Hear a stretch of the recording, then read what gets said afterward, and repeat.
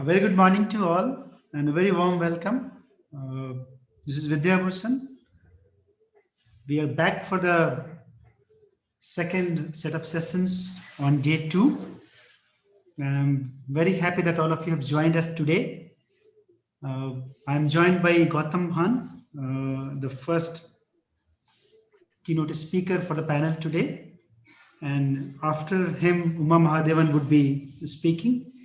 So before I introduce Gautam, dear friend and a very respected colleague of mine, I would just like to say that yesterday's session,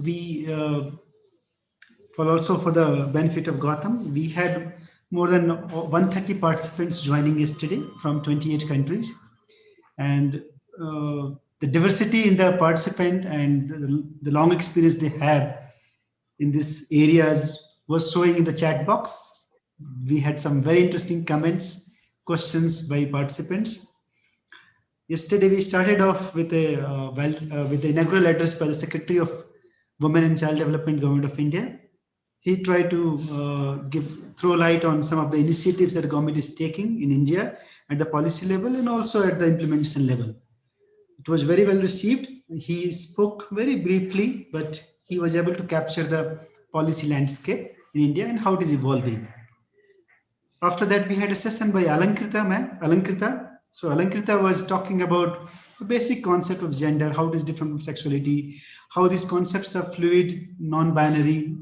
She didn't dwell much on the what do we mean by this being non-binary and how it impacts the whole socio-economic status, challenges, discrimination. So that is not an aspect which was covered by her, which probably we are hoping that Gautam, you would be spending some time on today. She also looked at how gender is leading to a lot of differentiation, discrimination, also violence going ahead. And when we look at policy making, what are the different paradigms we are looking at? Gender aware policies, gender blind policies, or gender responsive policies, gender redistributive policies. So she spoke about that and how they are different and how they empower or fail to empower. After that, we had a panel discussion whereby we had three speakers coming in quick succession. First was Divya, which Gautam also knows, and our participants also had a good interaction with Divya, whereby she brought in the stories from field migrant women coming into the informal workspaces and what is the challenges that they face. She had a very good case study based on her research, and she presented that. She brought in some very interesting figures, and it was again many participants said that this is something which is very disheartening. We get to hear about this for maybe we probably do not give us enough importance, and we had some interesting questions on that. This is followed by talk by two other speakers. One was Manisha Priyam. So Dr. Manisha Priyam spoke about how the Indian policy space and is being kind of responding to it in terms of the 3 tiers of governance, and again how they are engaging the gender issues. We also had some amount of conceptual clarity given by Dr. Geeti Chandra. She is an associate professor at United Nations University's Gender Equality Center, and she is based in Reykjavik. So she looked at the whole global, let's say, changing narrative in gender. So that is where we ended, and now we are here today. And it's my privilege to welcome Gautam. Just a few words about Gautam. I know he does not like a long introduction, but currently he's working at Institute for Human Settlement, Bangalore. He's a senior lead academic and research over there. He has a PhD in city and regional planning from Institute of California, Berkeley. He has a lot of work in different areas. He has a very long list of publications. I will not go into it. He is one of the lead thinkers in urban today in India, but he focuses on issues of inequality, on informality in urban, and he has been fighting for the cause of LGBTQ at different forums, including legal and otherwise. His work recently during COVID to ensuring, to looking at the migrants' condition, looking at their food safety, the issues of insecurities that they face in cities, that was also very remarkable. So with those words, Gautam, I will invite you to take over. Over to you, Gautam. Thank you. Thank you very much, Vidya. So it's a pleasure to be here, folks. Good morning, good afternoon, good evening to wherever you are in the world. Today is, in India, it's a particularly good time to talk to you. Yesterday was what in North Indian languages we call Basant, which is the first day of spring, a traditional harvest festival. So we have officially transitioned seasons, so it feels about right to think fresh in some new talks. So I wanted to talk to you for about 15, 20 minutes today, and then open it up for our discussion, taking a slightly different view from the training that Vidya just described. I am an urbanist by training, but the reason I'm part of this training on gender responsive governance is that I have for many years been a gay rights activist in India. I was part of the first legal challenge to what is called Section 377 of the Indian Penal Code, which is a British-era colonial anti-sodomy statute, which effectively criminalized homosexuality in India. 377 is a very interesting law because it is a law that is present across the British Commonwealth. So colleagues here from Kenya, from Malaysia, from Singapore, from Sri Lanka, from Pakistan, from Nepal, Botswana will all recognize 377. In fact, in Singapore, it's 377A, and it's very similar as a colonial constructed law regulating gender and sexuality within the criminal code. The legal fight against 377 has been a long part of my life. When we filed the case in the Delhi High Court, I was 24. I should say that I am no longer 24.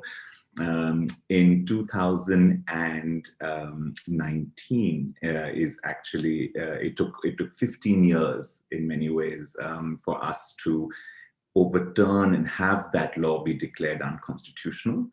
After which we actually, like often happens in long traditions of social change, lost in a Supreme Court appeal, which was then reversed by a 5-judge constitutional bench only a couple of years ago. So really, for the large period of my adult life, I have been part of a long legal battle for change around questions of constitutional rights around freedom. In the same time period, in 2015, the Indian Supreme Court also passed a landmark legislation called the National Legal Service Authority versus Union of India case, which affirmed the importance of transgender rights in the Indian Constitution, including the self-affirmation and self-identification of gender identity, and giving rights and recognitions, but also importantly, rights to social protection entitlements for the transgender community in India. And what I want to talk to you a little bit about today, and the reason I bring up these two cases, is to make two major points, which I want to leave with you at the end of the talk. The first is to think about the law as a space in which change in thinking about gender attitudes can occur, both its possibilities, but also its limitations. And I say this because I think when we speak of gender responsive governance, it's important that we're using the word governance and not government or the state. Because in many ways, I have long believed that no state, no institution, no court can actually act in a gender responsive way if it does not believe in some measure that society outside it is also beginning to think around those lines. I don't believe a state can be responsive in articulations of gender unless it is also equally feeling a shift outside the state in larger social questions. In fact, for a very long time, the question of law around transgender and sexual identity in India was very much the argument that, quote unquote, society wasn't ready for it. And I just want to think a little bit about what it means to have that assertion, which might possibly also be true. The second thing I want to do, and the reason I want to do this is because I want to challenge us to think, when we think about gender, to be very careful to not think of gender as a narrow category that becomes about men and women. At the very minimal, this means thinking about gender, for example, to include the notion of transgender and non-binary people who don't identify within the binary. But it also means in thinking about gender intersectionally. And what I mean by that category intersectionally is to recognize that no woman, for example, no man, no transgender person is in fact only their gender identity. All of us simultaneously, our experiences, our behavior, our everyday life are shaped by the multiplicity of our identities. So the two main points I want to make is, one, what does it mean to think of gender intersectionally? And what, in all the different countries that you're part of, does it mean? What are the right and correct intersections for you to think about? And I'll give you some examples from the Indian context. And the second is to really talk about my own personal experience about what social change around sexuality looked like. You know, one of the first things that when I first started coming out to people as a gay man in the late 90s, early 2000s in India, I was almost always the only gay person that they knew. I teach at the IS Academy in Missouri, and I make it a point to speak about my sexual identity because, again, I am, for many people, the first and only gay person that I know, that they know. I think it is very important for us to think about these contexts because they shape our interactions of governance. They shape our questions of responsiveness. And I want to sort of leave you, from my experience more as an activist and a citizen than an expert of any kind, on what helped us in these situations, what changed those kinds of social fabrics. Because with all its pluses and minuses, the India that I grew up in, I could not imagine living the life I do today. I could not imagine the openness around sexuality that we see, relative openness that we see today. I could not have imagined two landmark Supreme Court verdicts that settled the favor of constitutional rights on gender and sexuality. I know for many people around the world, India is very often and correctly thought of as a place that is, we are not, as we say, not London and New York. We are not Europe. We are not where this happened. In fact, many a time in my youth, I was often told by my colleagues that, if you want to be gay, you should leave. You should leave the country. You will never be able to flourish here. You will never be able to grow here. And I think that, and I'm thinking again and again as a practitioner, what would have helped me at that point and what do we see now? So those are the broad things I want to do. So let me tell you about the first one, the idea of gender as an intersectional category. So the minute we think about gender as an intersectional category, in the Indian context, there are two very important intersections without which you cannot understand gender. The first is the intersection between gender and caste. Caste, as you know, is an organizing principle of Indian society across religion. It is a structured system of social differentiation where people are born into caste by birth and consigned to that caste. And it's still, even though caste discrimination is prohibited by law, even though it is unconstitutional to discriminate on the basis of caste, every data that we have for urban or rural India will say, while of course things have changed, while of course things have improved, systematic inequalities on the basis of caste remain in Indian society. And I think there's no debating that is a statement of fact. And I think that when we think about that, and the second intersection that's very important for us, interesting right now, is gender and religion. And what do I mean by thinking in terms of governance intersectionally? I'll give you 3 examples from my own research where we have been confronted by the fact that if we did not disaggregate the category of women, men, transgender people, of gender by caste, we would be missing the governance story at hand. And it's in unexpected ways. Let me give you the first example. The first example is when we were doing research on care seeking in primary healthcare in a North Indian city.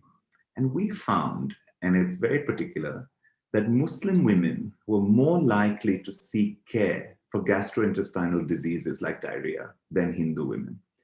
And that this was linked to a particular cultural construction within that city's, between Hindu women of that society, in speaking particularly of gastrointestinal disorders. I don't even fully understand or know, it would take more research to think about the roots of where that has come from. But the care-seeking behavior was equally determined by religious perceptions of health and women's privacy, honor, shame, and what could be said to a doctor, because we found the opposite finding in care-seeking on sexual and reproductive health, where Hindu women were much more likely to seek professional care than Muslim women. I'll give you a second example on the intersection with caste. In many ways, gender data and employment data in India. So one of the most worrying governance challenges in India, very critical to what we're talking about, is that we have relatively one of the lowest women's labor force participation rates in the country, in the world. The labor force participation rate right now in India on the last data is about 28%.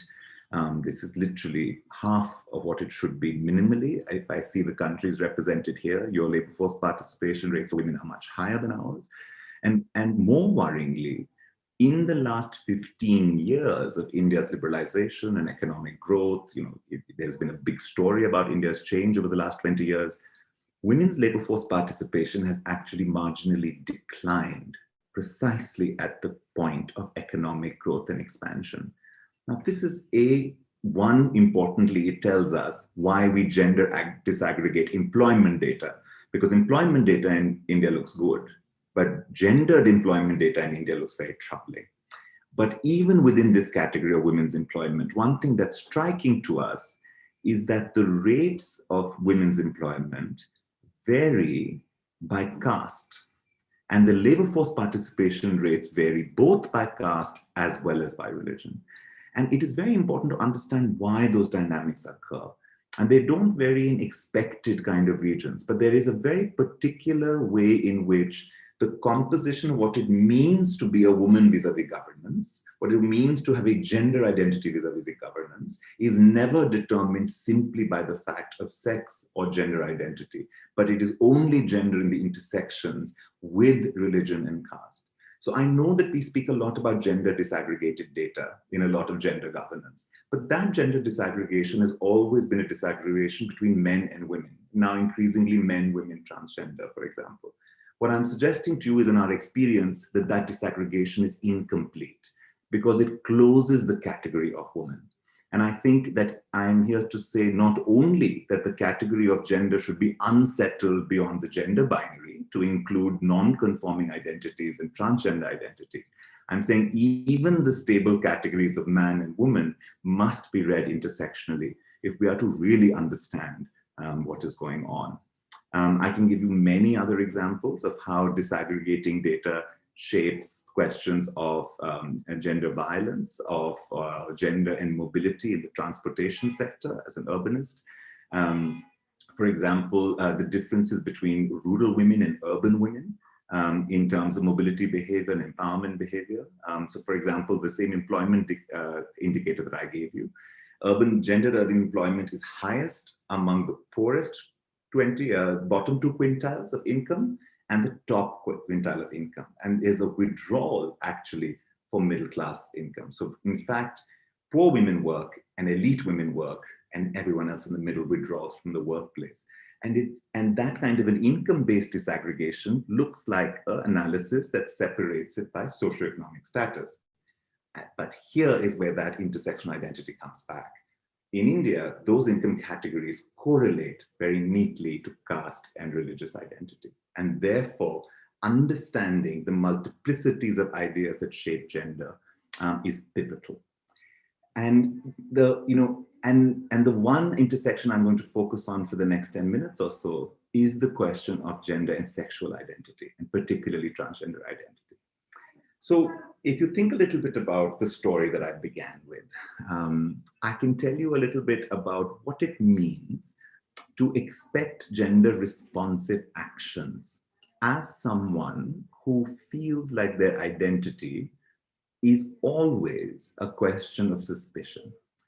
So for queer people, for LGBT people, when we think of government, or when we think of gender responses governance, the first thing I want to tell you is that from our experience, for you to understand that when we approach an institution of government, a post office, a public health doctor, a magistrate, a court, a police station, a division office, a bureaucrat's office, we enter it fearfully.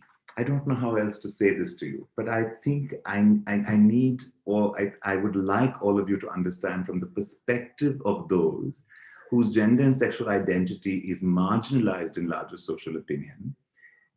The interaction with the government is not premised on any neutral expectation of, I'm sure it will be fine. It is never ordinary. It is never banal. It is never unthinking.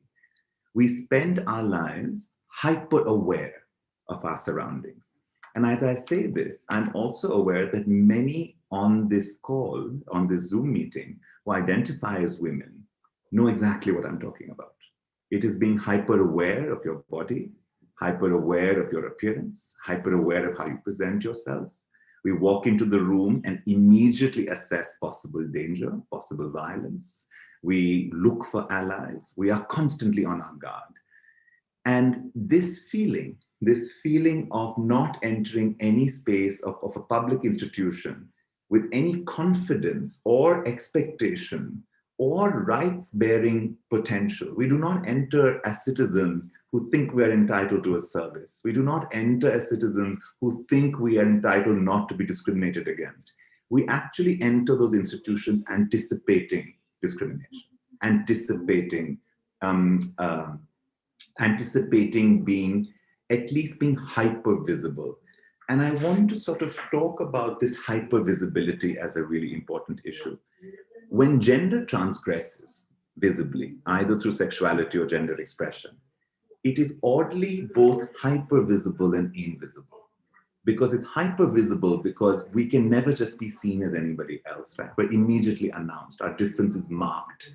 Now that marking is not often a comment, it's often a look, it's a giggle, it's nervous laughter, right? All of us faced with something new, laugh. It's a matter of phrase. It's a sudden sense of quiet that falls into an office when you walk in. I've experienced this 100 times. And I am, in fact, quite a gender normative appearing person. But even I, as I became more of a public activist and was marked by my sexuality, felt it happen every time I entered. And I think one of the things, I attend a lot of judges training in lower courts. And one of the things that I'm always telling the judges when they say, what can we do to be better about this? I think the thing that I always leave them with is the story of saying, be aware that one enters from a marginalized gender and sexual identity already vulnerable, already afraid. It is not the absence of active discrimination or hostility. It is actually the fact of the small things that signal disrespect. Because before there is the violation of rights, before there is gratuitous violence, before there is spectacular violence, there is disrespect. And the everyday a lot of gender and sexual identities is actually a constant guard against a sense of disrespect. This is what I have seen change in India. And I want to say what has helped it change, because I think that's what's important to tell a group of policymakers like you. Two things I think have helped it change. One is an affirmation from our courts that gave us a different language to talk about sexuality and gender identity. Because there was no way in India before to speak of sexuality without talking about sex. Sexuality was sex. It was not about respect or identity or community. It was not about rights.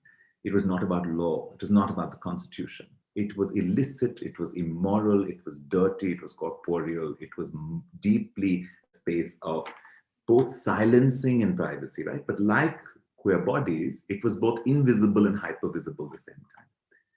The court did something very important, is that it changed the language in talking about gender and sexuality from talking about sex, identity, body, morality, obscenity, to rights, constitution, democracy, and citizenship. This shift in language was pivotal because what it did was to say that the language of gender and sexuality has to be separated from the language of morality to the language of law and to the language of constitutionality. In this, the law is pivotal.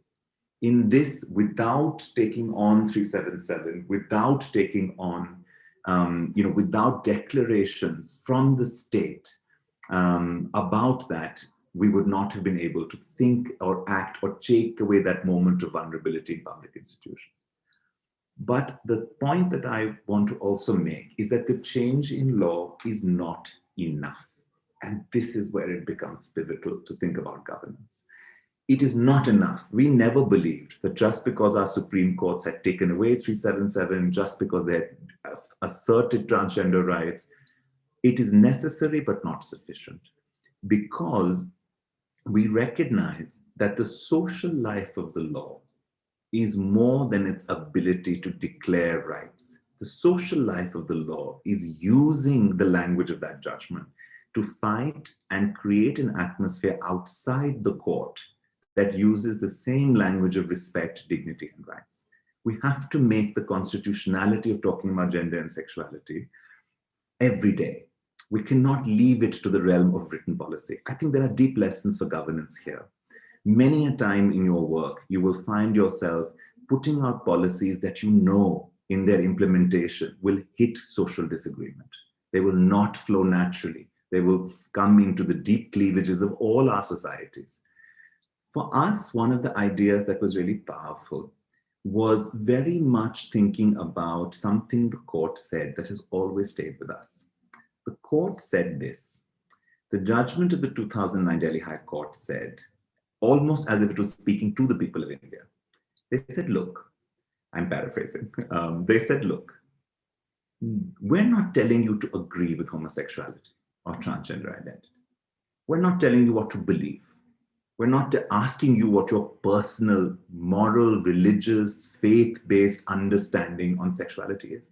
We're not asking you if you approve or disapprove. We're not telling you whether to approve or disapprove. We are telling you something different. We are saying that all of us have our personal morality. It may come from religion, it may come from our culture, it may come from wherever it comes from, our experiences, our biography. But all of us equally have a constitutional morality. And they said your constitutional morality is your morality as a citizen of this country. And whatever your personal belief on homosexuality is, as a citizen, to respect the rights and dignities of others, precisely those that are different from you and may challenge your personal morality, is your highest duty as a citizen.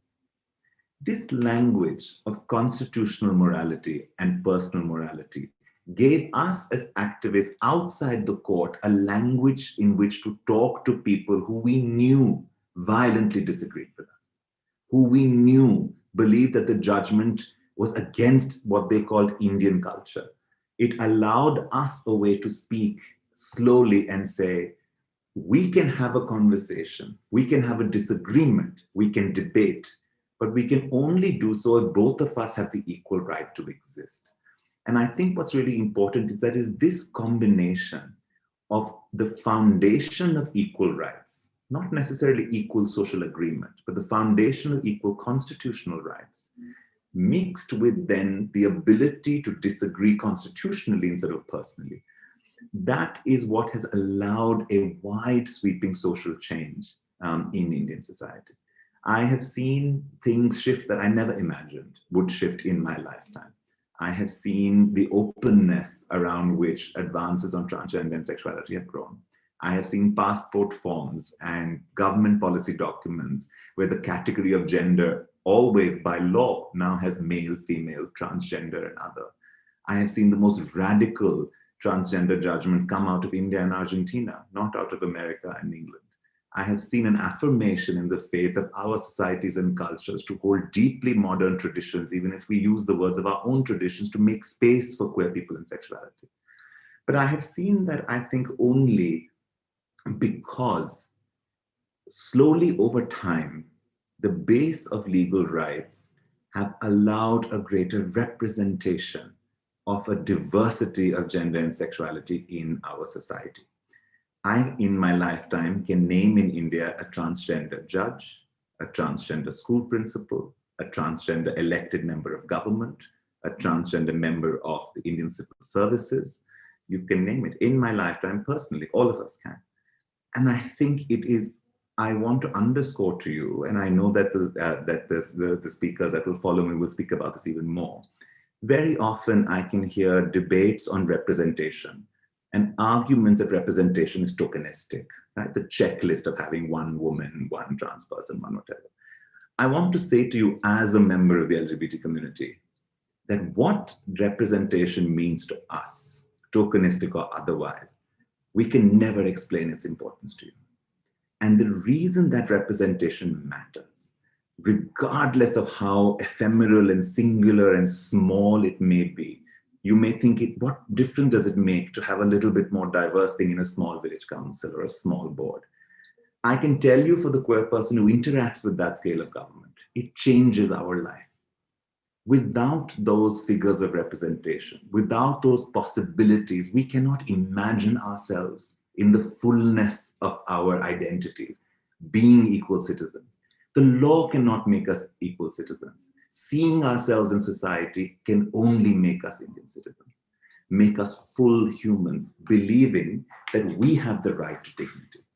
And this is where I will stop to say that, Hannah Arendt, the philosopher, once said, before you talk about rights, the people who are to be given those rights have to believe in what she called the right to have rights. I've never forgotten this phrase, because as a young queer person in India, I did not believe I had the right to have rights.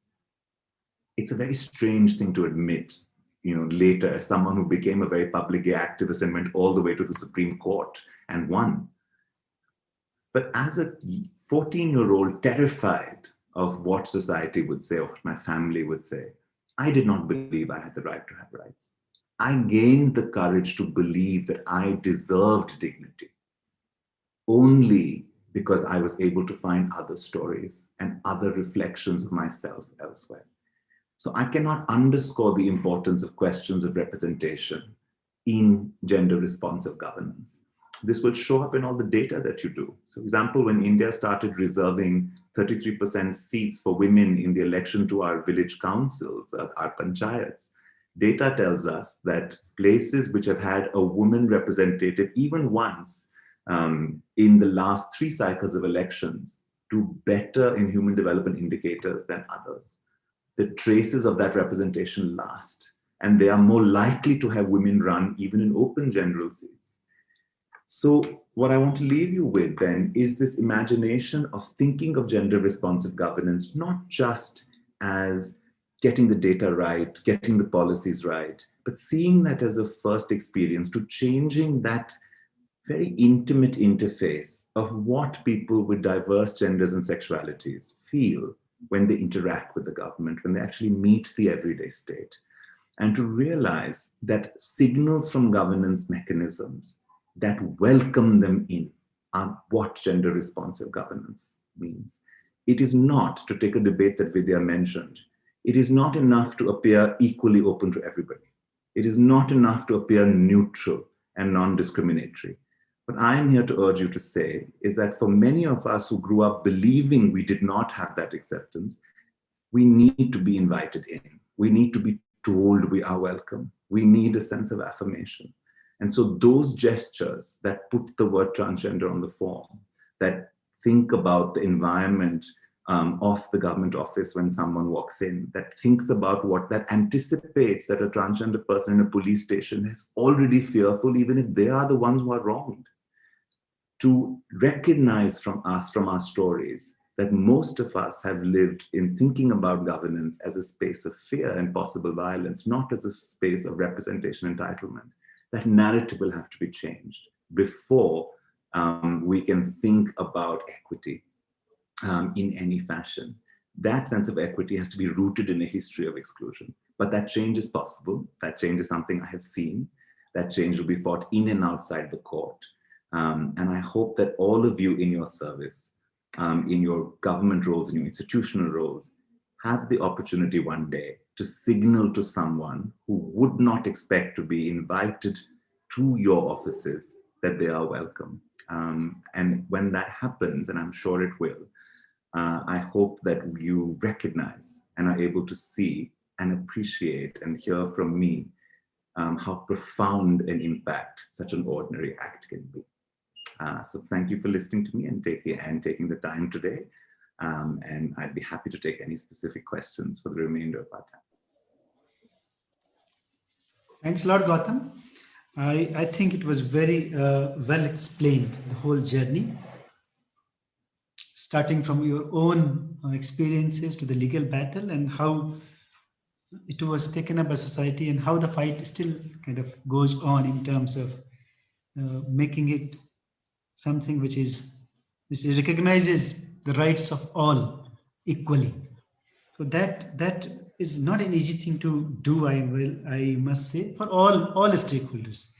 I have been one of those stakeholders in my career as a civil service officer, and I have been at different districts, been meeting so many individuals, and I've been also been waiting always as to what could be an opening, a starting point for me to be able to engage with this idea, this issue. How do I do it in a manner which does not look like as I'm doing something extraordinary?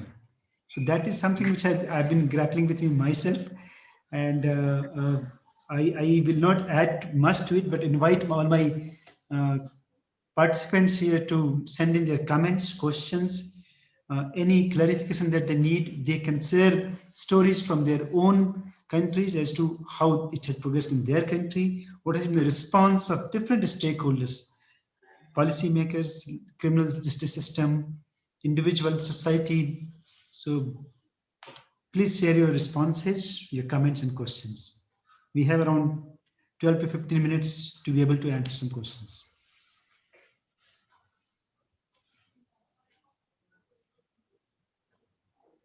Mm-hmm. So I can take the first question in the chat, which is a very commonly asked question, which is, does one have to choose if he or she is gay or lesbian on the basis of child neglect or overindulgence by parents? This is a theory on the basis of child development psychology. Kindly explain. So thank you for that question, Reni. There are two important authoritative scientific sources on homosexuality that I think we should all refer to. From development psychology, it is what is understood as the DSM, which is the Diagnostic and Disease and Statistical Manual, which is what guides mental health practitioners on what are currently understood as mental or developmental disorders. The DSM-4 in about 30 years ago was very clear that homosexuality was not to be considered as part of any psychosocial or psychodevelopmental abnormality. So it's not considered in any way a deviation linked to any form of trauma or childhood trauma or non-normative childhood development. So it is as normal a psychosocial developmental trajectory as attraction to the opposite sex. The WHO has the same position. The International Psychiatric Association has the same position. And for us, one of the early strategies actually when we fought the court case is when the Indian Psychiatric Association and the Indian Medical Association also took categorical institutional stands in basically saying that there is no science within psychology, epidemiology, or medicine that considers homosexuality even the slightest way distinct from heterosexual attraction. So I think the science on this is quite clear now. But this is a very common narrative, a narrative of and I want to think a little bit about where it comes from, right? And embedded in this narrative is what we call compulsory heterosexuality, right? So the default is heterosexual, right? So everyone is sort of on this track, and then something happens to you that throws you off the track, like your train gets derailed. So there's some trauma, there's abuse, the father's not present, the mother's not present, and everyone has a different theory about it, right? And it's very interesting because it basically says, ask the question, explain your difference to me, explain your deviation. Why aren't you on the track, right? And I think what we have to do is actually remember that human nature and human society are very diverse. There is no track, The track exists in the history of the society and laws we have made, right? So for a long time. But evidence of homosexual behavior is present in every society in the world throughout history. Right? So those of you who know Indian culture well, there is an excellent book called Same-Sex Love in India by historians Ruth Fanita and Salim Kidwai that will trace evidence of documentations of same-sex love in India across centuries. So there has actually now across history and medicine, we can really say there's never been a human society where there was not always a diversity of sexuality and sexual attraction. But where we have codified one way to live, one book to read, one religion to follow, one right path, is in these what we call regimes of truth, law, science, medicine. And we have sought to put those barriers. Those barriers don't exist in nature. So I think it's but what has been really good for us as queer people is to have the science be completely unequivocal. In fact, in many countries in the world now, it's going to the other direction, which is that any attempt to treat homosexuality as an illness is considered medical malpractice. Recently in the European Union, so for example, one of the first human rights cases we fought was a young boy in Delhi whose family had subjected him to 2 years of electroconvulsive shock therapy in one of Delhi's biggest hospitals, in a public hospital. And I can't imagine I cannot explain to you what it was like to meet that boy and what had happened to him, how his just sense of self had been shattered for him in both ways, how desperately he believed he should change and how desperately his family wanted him to change. It took him a long time to actually believe there was nothing wrong with him. Now, electroshock conversion therapy is in many countries in the world illegal, considered a criminal assault. And in all countries of the world is considered medical malpractice. So I think that on this, the science and the medicine is really on point. But before that, actually, I do want us to say that, part of thinking differently is recognizing we have default settings that we didn't know we had. That actually, so, there's a common phrase that people say, gay people came out. I came out to him. I keep saying, come out from where? Where was I? Well, I was always here. Like, I'm not sure where I was supposed to be. But the reason I have to come out is because if I don't come out, I will be assumed to be heterosexual. People will ask me who my girlfriend is. People will ask me who my wife is, right?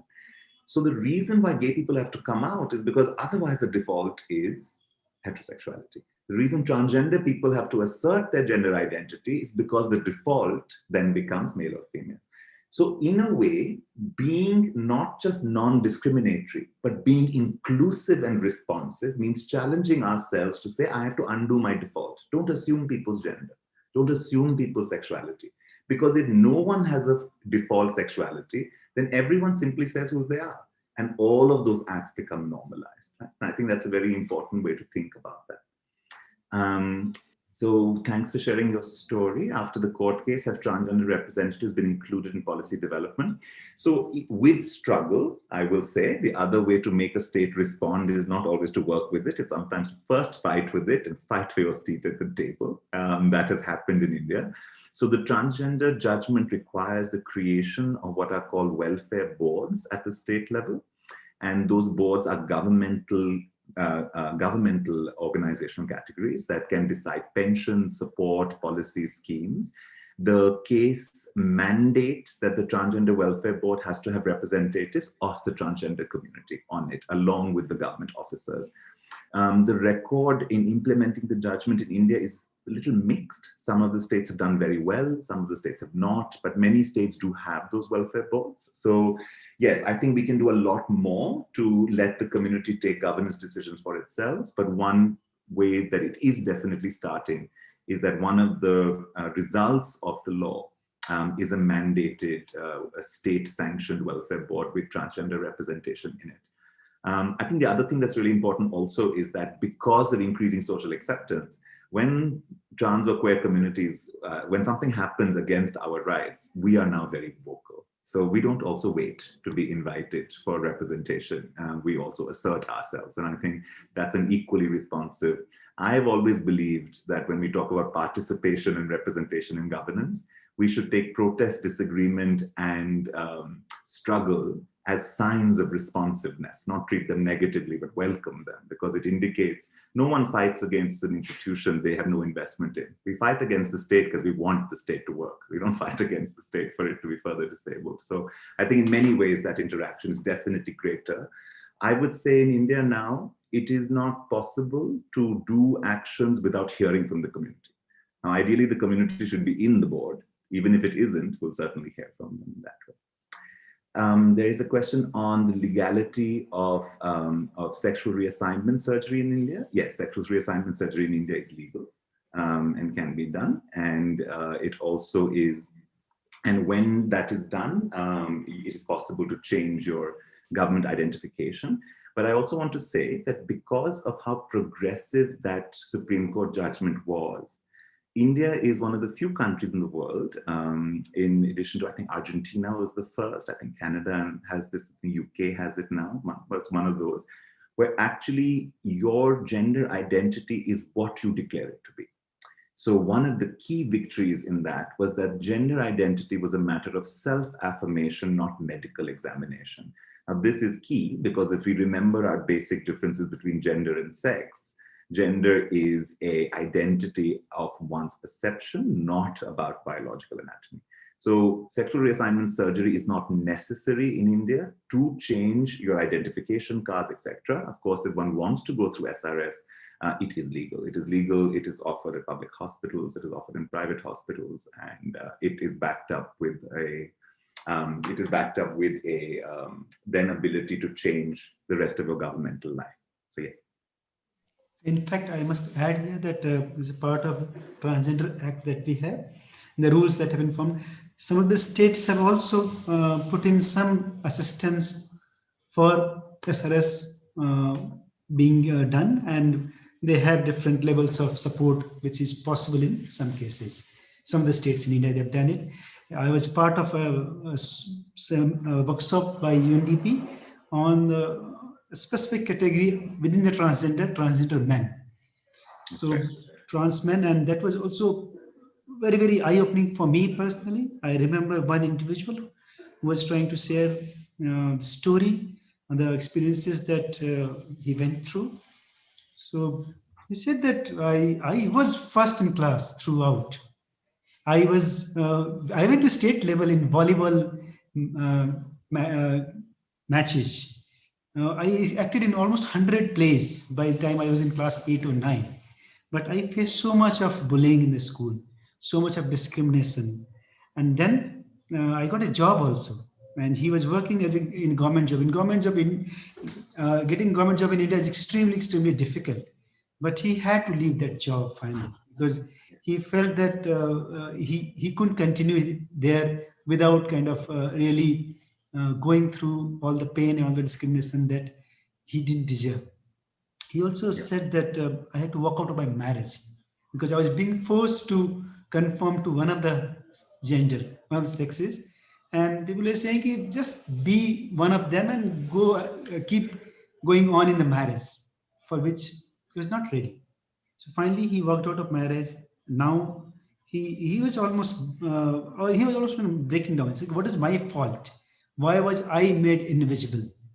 I had all the qualities, I didn't deserve this. What was my fault? Why was subject like this?" And absolutely nobody had an answer. So this element of invisibility or outright rejection, that is something which is uh, faced by individuals, but they were happy that at least things are started moving. Passport office, the boards now they're slowly beginning to recognize, accept that medical examination is not a necessary condition. Even now, there's a lack of awareness, but still, slowly they're getting into there. So, yeah, we have certain more questions. Yeah, Gautam. Yeah, I'll just pick up one, two of them at the end. I know we're at time, so and they're very important ones. One of them is a question to me about what one does with religious tenets that explicitly, in one reading of, say, the Bible or the Quran, speak against homosexuality, and the other is about what one does when the dominant culture seems to be, again, not aligned with either individual rights or sexuality.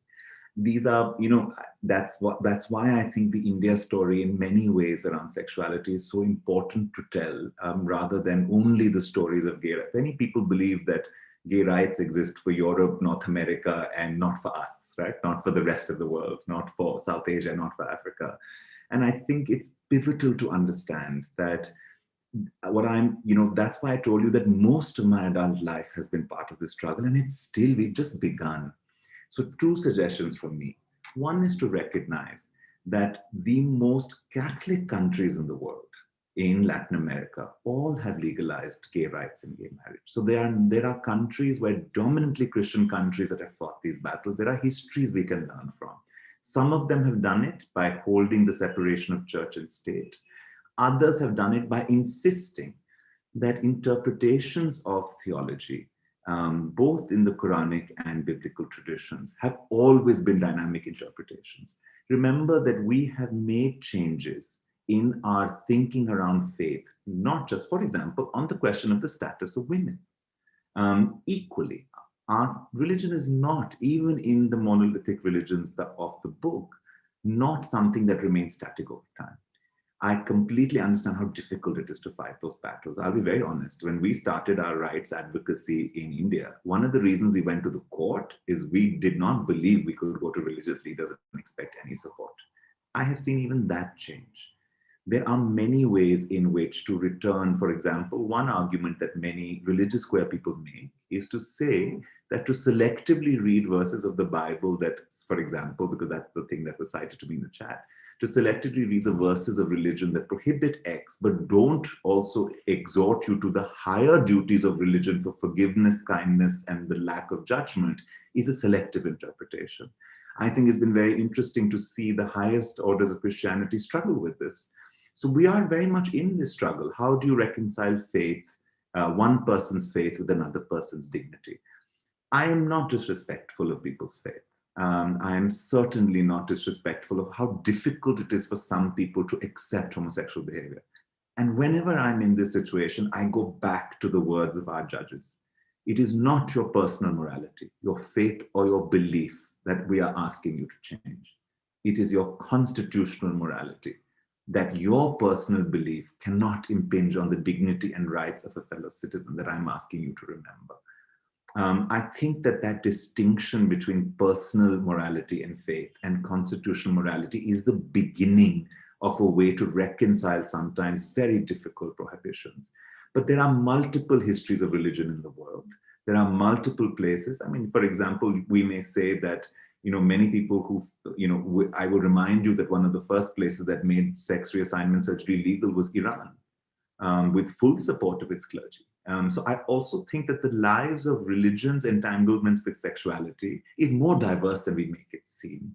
And I think that, I am very happy that between the last time I did this talk last year and this year, for example, Angola has decriminalized homosexuality. Botswana has decriminalized homosexuality. So I absolutely believe that in some ways we are in the long arc of history at the best time we have been in a long time to take on these fights, but to do them slowly. Social change, unlike legal victories in courts, the arc of social change is much longer. So to me, it is about every little step, every little conversation, every bit of representation. And it is very much about creating the environment within which governance may work. But I think it would be important for us to recognize that just us doing it alone is not going to happen as officers. We have to equally act as citizens. We have to be champions and advocates and take public positions. And this is my other suggestion in response to those questions. When one holds public office, one's oath is to the Constitution.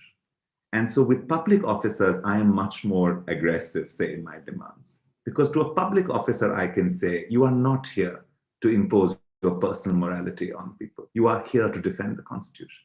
And it is important for other people to hear you say that you will stand by the dignity and rights of citizenships as understood in the Constitution. So to you, I say, you have to help other people have that fight with majoritarian social thought that may not be ready, that still may not be ready to think about these things. As public officers, your primary call is to your constitutional morality. And I think that if you lead, then you will make it easier for all of those like me who are young queer people lost at 14, trying to believe that we have the right to have dignity. And it will be pivotal for them. So I think change will begin not just in the courts, it will begin with public office. And from that public office, I think that it would be wonderful if you, I don't ask you actually to be courageous in the sense of being a hero. I ask you to be courageous in the sense of being honest, even if personally you struggle with sexuality, even if personally, morally, religiously, you are not able to accept it. If from that position you can hold your alliance to your public office, I think it would be one of the most remarkable things that could come of it. So I say to you again, what we cannot debate is the science. The science is clear. I do not debate people's personal moralities and their beliefs on sexuality, but I do assert the primacy of constitutional morality. That is the way I would go about it. There are many strategies, but that is the way I think I would go about it. So I'll take this last question. My questions go around anti-gender politics. As policymakers, how could we tackle the political lobby, especially religious and political coalitions, especially those raising after 2020 COVID-19 battle? This is a very difficult question we are all grappling with. I think one of the things that has happened last year that we have not fully diagnosed is in many parts of the world, COVID-19 has come along with a real shaking of the democratic foundations of many countries. I think many of our institutions are struggling, and I think times of uncertainty and fear caused, say, by the pandemic, are very right times to mobilize that fear and weaponize it in some ways for majoritarian thought. And I think that in many ways, I don't know how to answer this question actually even better, but I think I would say I find myself asking this question all the time. But one of the things I do know is that now is the time to, in fact, publicly double down on our beliefs, rather than conceding the ground to those that seek to weaponize uncertainty into majoritarian thought. And it's a scary thing because our instinct is to withdraw and our instinct is to protect ourselves. And I think we have to fight that instinct. And I think Cabello's last observation is absolutely right. And a very useful strategy that we used, which is to not let the question of gay rights get separated from other democratic struggles, from the questions of representation on caste, on religion. It goes back to my point about intersections. So for example, for those who say that they're not sure about homosexuality, we used to always ask, but are you sure that people deserve to be free of violence? Should a gender effeminate child be bullied in school? Should a transgender person's body be violated through rape? And at that point, most people say, of course not, right? And then you say, if you believe that an LGBT person should not be subject to violence, should not be criminalized, should not be thrown in jail, then why should not they have the right to be educated and to better themselves and to travel and to have opportunity and to feel free and to love? So one of the things that I find very often is that conversations around this often believe and reassert themselves in saying, if you believe in the question, even if your discomfort with sexuality may come up, you have to, I think, the intersections help to reroute ourselves in saying, we begin with the premise of all human beings having human rights. Once you begin with that premise, on what basis do we strip or criminalize or delegitimize a certain set of people?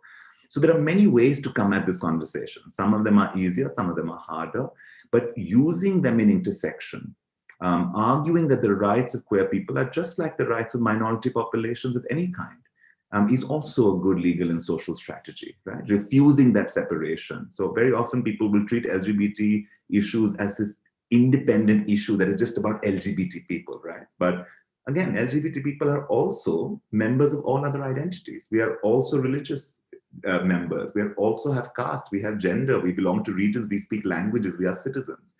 So I think emphasizing that intersection also helps, I think, in many ways. But I would say even the most, it's very interesting, even the most religiously conservative sections of Indian society, which is a very religious country, have slowly, I think, made peace with the fact that the clock on LGBT rights is not now going to go back. And then all the politics plays in.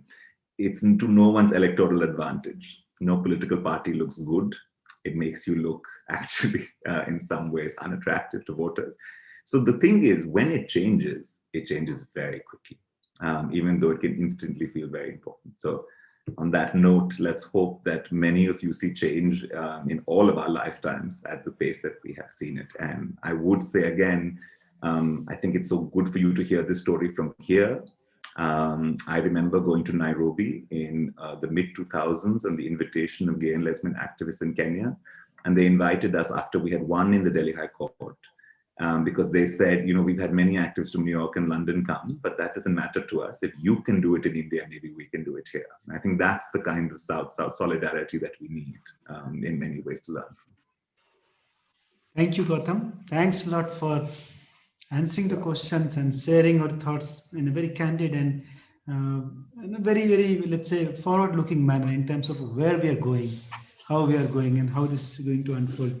You're right, changes have begun, and as you mentioned, between your last talk and this talk, we could see some changes.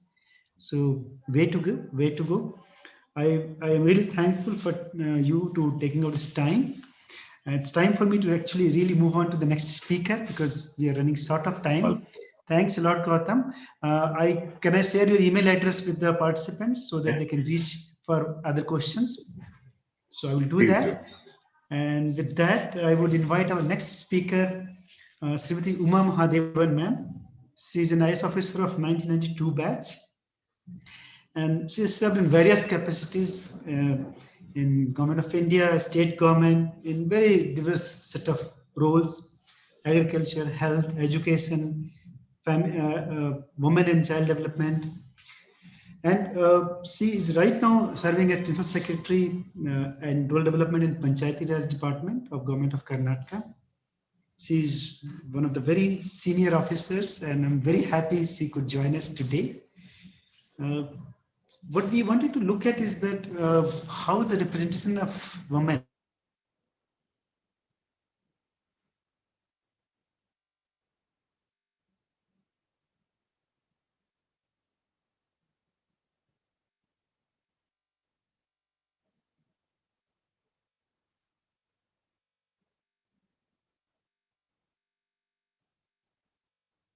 I'm not able to hear. Am I audible?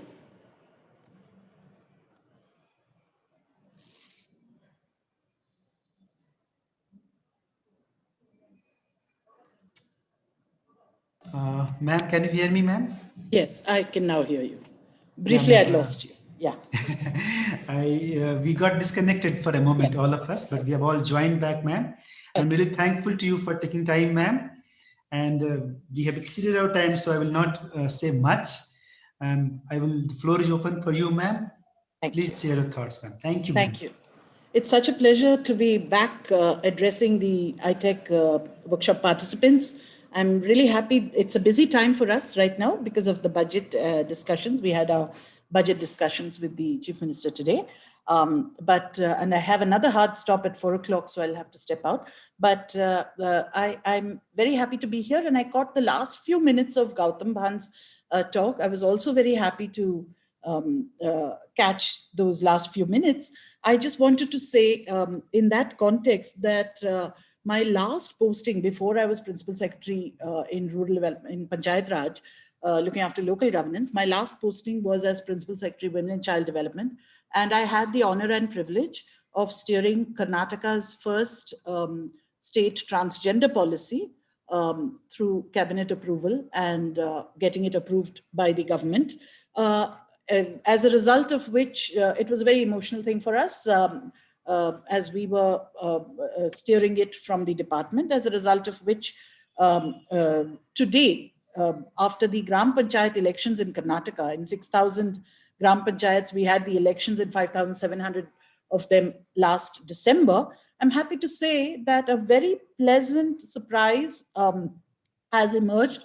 The forms for election nominations were changed to allow for male, female, and trans options in terms of gender. And we are happy to say we are getting the details. There are around 90,000 members totally, but already we have details that 31 trans persons have won these elections and been selected as members in our local government. So that's a really pleasant eye-opener for all of us, and I'm really proud that our transgender policy has helped and played a small part in enabling this to happen. I should also say that transgender activism and the work of so many groups, including Gautam and others, has helped Karnataka to have a scheme for financial inclusion of trans persons, as well as a social security scheme. And we hope to make even more advances in the implementation of the NALSA judgment. Happy to say that we do follow the two key principles of the NALSA judgment, which is, of course, that trans identity is self-affirmed. It doesn't require a medical certification. That's followed in Karnataka. So coming to the topic of the role of women in local governance, I'd just like to give you a very quick picture of local government institutions in Karnataka. We are a state of around 65 million population, southern Indian state. Our average human development indicators are roughly, as a whole, as a state aggregate, our human development indicators are about the average of Indian indicators. However, we have tremendous regional imbalances. We have our North Karnataka human development indicators reflect deprivation of many of a long period, and our North Karnataka human development indicators are similar to human development indicators in some of our more undeveloped or underdeveloped areas in the country. Our South Karnataka indicators are more like the other indicators of South India. So that's a very quick profile of Karnataka. We have 6,011 gram panchayats, which are village councils. We have 226 block councils, all of which are elected, and 30 district councils, district panchayats. We have a total of nearly 100,000 elected members, of whom 50% of the seats are reserved for women, include at all three tiers of the local governance, including the post of president and vice president in elections. There are also reservations. So these are horizontal reservations. There are also, as Gautam said, identity is intersectional. There are also reservations, vertical reservations for caste identities, as scheduled castes, scheduled tribes, and so on. Why is it important? Now, I'd like to dwell a little bit on why it's important to get the institutional design correct.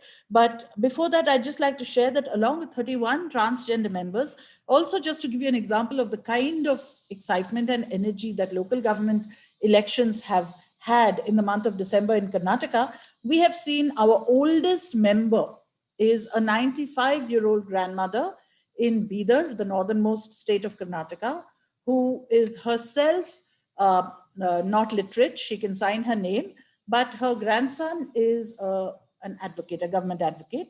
We also have an 88-year-old woman in Davangere, a middle Karnataka district, who is the president. She's been elected president of her village council. She's very active, very energetic, and cares a lot about development of farming, as well as of the library and of education in the panchayat.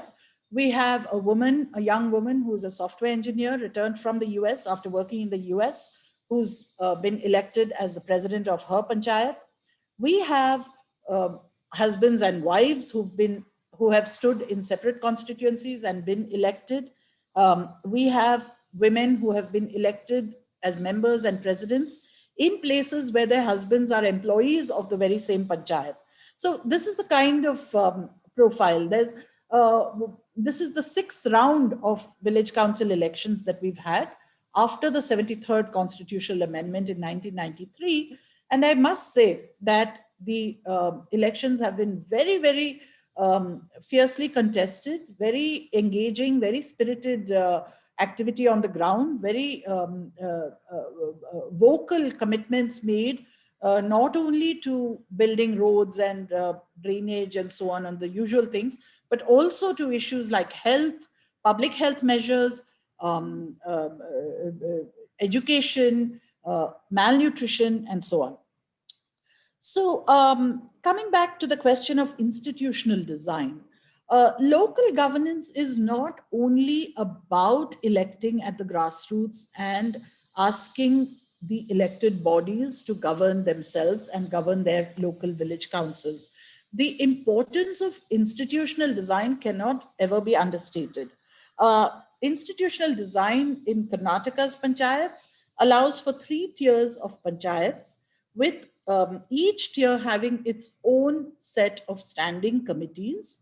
The committee system is very important because 20 members together discussing every single subject is not perhaps as efficient as different committees of members, smaller committees of members, getting into the details of different issues and then presenting it to the larger body where decisions can be taken or ratified. This is one part of it. Gram Panchayats, the village councils, have 3 committees. One is a standing committee on financial matters, one is a standing administrative committee, and one is a standing committee on social justice. So this is one part of it. We also have 12 subcommittees of these standing committees, which involve, and this is very interesting, they involve not only the panchayat elected members, but they also involve stakeholders as well as frontline community workers. For example, I'll give an example, the School Development Committee or the Anganwadi Committee. Anganwadi is a local childcare center which is promoted for early childhood education and supplementary nutrition of young children, as well as pregnant women and breastfeeding mothers. So the Anganwadi Center has a subcommittee which looks after the functioning of the Anganwadi. Typically, a village panchayat will have 8 or 10 Anganwadis, and each of these will have a committee. The committees are headed by women who are stakeholders, whose children attend the Anganwadi. There are other women, pregnant women, breastfeeding mothers who are members. The local health worker and the local Anganwadi worker are members. The Anganwadi worker is the member secretary. We also have a father or 2, depending on their availability, but definitely a minimum of 1 father, and a grandmother of a child who's a member. And the local panchayat member who's a member. So it's very interesting that the subcommittee of the social justice committee is the Anganwadi committee. And then for that particular Anganwadi, if there are any issues, it's brought to the notice of the panchayat subcommittee. If the panchayat subcommittee has to put any funds on it or address any of the issues, it does so. And then it takes it to the main committee. Similarly, we have subcommittees for the school, for the health center, for the Committee Against Child Trafficking and Protection of Women, Welfare of Women, and so on and so forth. So this is one part of institutional design, which ensures that the panchayat elected body works along with stakeholders in each sphere. We also have, as part of institutional design, we have a specific village assembly, which is the meeting, a collective meeting of all the members, all the constituents, voter constituents of that Gram Panchayat, of that village, who meet.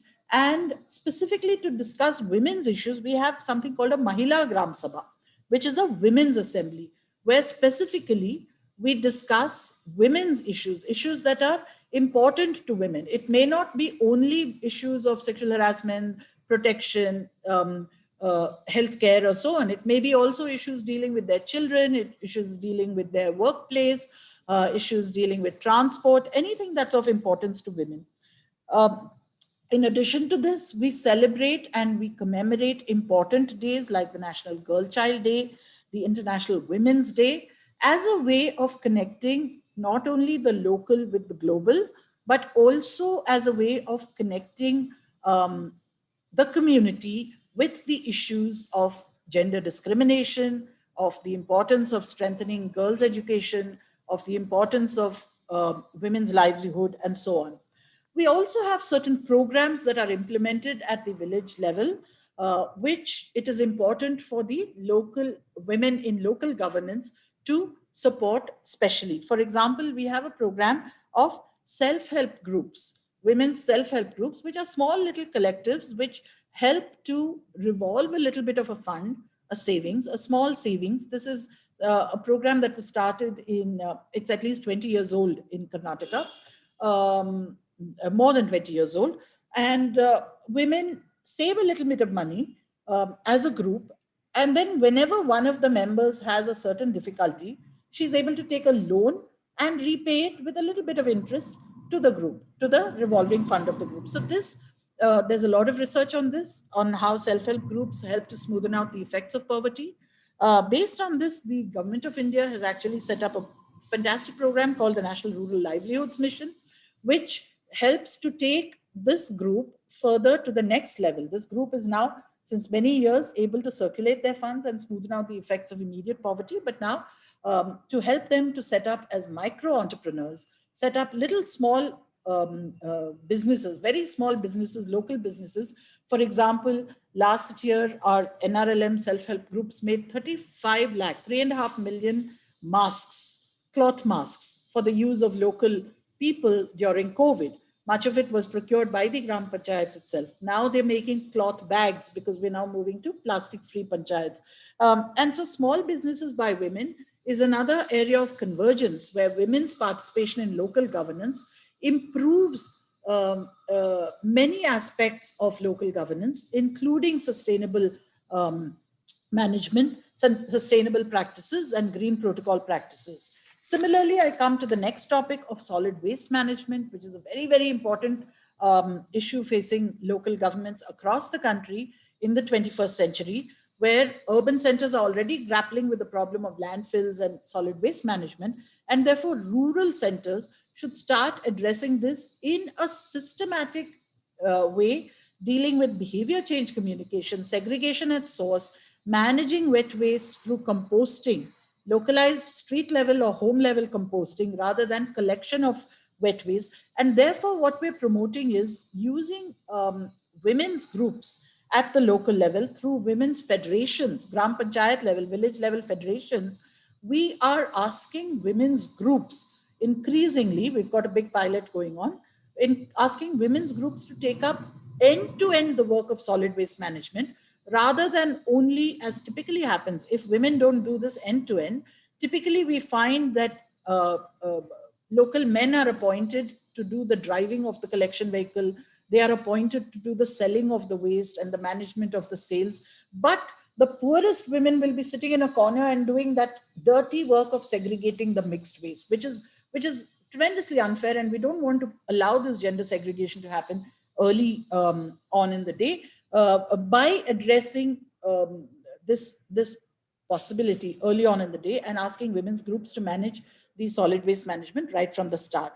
We also have a very, very powerful employment guarantee livelihood program in the country called the Mahatma Gandhi National Rural Livelihood Employment Guarantee Program, by which women and men really for the first time on a sustained basis are able to get equal wages for local work, daily work. In Karnataka, the wage is 275 rupees.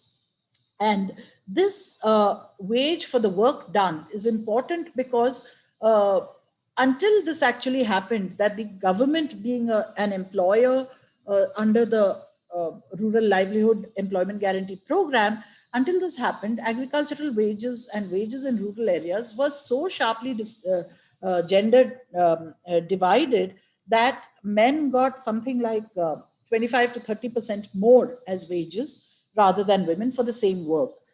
It's also important because these wages are directly paid into women's accounts, giving them an income which directly comes into their accounts, directly comes into their control, and gives them an empowerment, economic empowerment, not only in the matter of paying for their own things, providing better nutrition for themselves and their families, or paying a little more for their children's school fees if their children are going to a private school, but also allows them a little additional agency in their homes.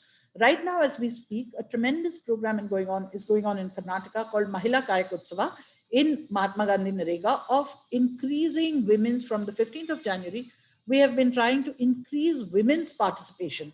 In Karnataka, women's participation in the livelihood program has been roughly 50-50, but we want to increase it to 60%, 70% progressively, because what we find, and research has also shown, that as women get this work, which is guaranteed for this many number of days, and they get this amount to 75 rupees, men can progressively move into slightly higher paying work, so that at least women get this work, and that should help to give them this income, assured income.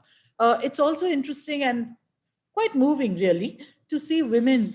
We get pictures from the field. It's interesting and moving to see women literally building the compound walls where their children, in the same schools where their children are going to study. This is nation building activity. It's literally nation building activity. We are also, I'm happy to say, doing certain pilots to help women get into areas which are not typically, stereotypically, their gender segregated areas. For example, property tax measurements of local governments. Local governments collect property tax for which measurements are taken of different houses. Now, we are training women to do the measurements with a payment, with a fee per house, training these women from self-help groups to do the measurements and report back to the local panchayat, so that the panchayat can accordingly assess the building or the homes or the commercial buildings for property tax. Similarly, now this is not traditionally done by women. This work is not traditionally done by women. Similarly, we are training women in a district called Ramanagara to actually become masons and bricklayers, so that they can lay bricks, they can build walls, and they can literally build schools and anganwadis under the Gram Panchayat programs. This is in the matter of livelihood, in the livelihood program. I also must say that both of these programs, the Mahatma Gandhi Rural Employment Guarantee Program, as well as the National Rural Livelihood Mission, with women's leadership at more than 50% in Karnataka, actually are a way of not only increasing women's economic empowerment, but also their social empowerment by creating informal social networks, and thereby reducing, over a period of time, we will see an increased voicing of women's issues and a gradual reduction in the culture of violence in certain places, domestic violence and discrimination. We will also see a beneficial impact on children's nutrition. Malnutrition is a problem in India. Children's malnutrition, especially that of young children, and child stunting is a problem in India, for which Mahatma Gandhi Narega, as well as the Livelihood Mission, are a tremendous way to address this problem, because children getting assured childcare, assured supplementary nutrition at the Anganwadi, with their mothers being able to go out to earn a living or to get a little assured income from a local business, small business, in partnership with in convergence with the local government, is something that will improve women's lives and improve their children's lives in all sorts of ways that are entirely unexpected. Just to give you an example, we had started a program of hot meals for pregnant and women and breastfeeding mothers when I was in the Women and Child Development Department. We expected the hot meals to replace, we wanted the hot meals to replace the take-home rations, which usually got shared or were of poor quality and so on. So we said hot meals at the Anganwadi, women will come every day and have these hot meals. We expected that anemia levels would go down. We expected that the birth weight of babies would go up. We expected that women's gestational weight gain would improve during pregnancy. And when we got an evaluation done by PHFI, we found that all of these things happened as expected, which was great. But we also found an unexpected gain and an unintended benefit, which was that the very fact that women were coming together to the Anganwadi meant that informal social networks were being created, and they had a mental health gain, which was also measurable in terms of a particular score that the public health researchers had used. So this is an example. Why do I use this example? Because when we talk about the need for women in local governance and the need for women in governance, or the need for women to be in the labor force, we often talk about it in instrumental terms. that, if there are more women in the labor force, then our country's GDP or our state's GSDP will increase. Our economic growth requires women to come into the labor force. So we use women as a means, as an instrument towards a greater end. But I think we should also, or in fact, we should instead start talking about the intrinsic importance of women having a right to participate in community decisions, in self-government. They have an entitlement to livelihood, to run businesses, to participate, to public spaces. And therefore, we need to really look at the overall benefit of being one of intrinsic value. I'll end with just two examples. In January, we conducted National Girl Child Day celebrations in all the panchayats, and we kept on telling panchayats. I was coming back from a visit to one of the districts on a Sunday, and it was a Sunday when there was a test match happening. Indian test match was happening in Australia, and all along the drive, 6 hours I drove coming back to Bangalore, and I saw children playing cricket because it was test match season. So it was very exciting. And all the children were boys playing cricket. So as soon as I came back, I said that we need to get girls out to play cricket. We need to get girls out to play because they also have a right to use public spaces. They have a right to play. They have a right to participate. And so in January, we conducted outdoors activities and cricket matches for girls for the first time in all our panchayats.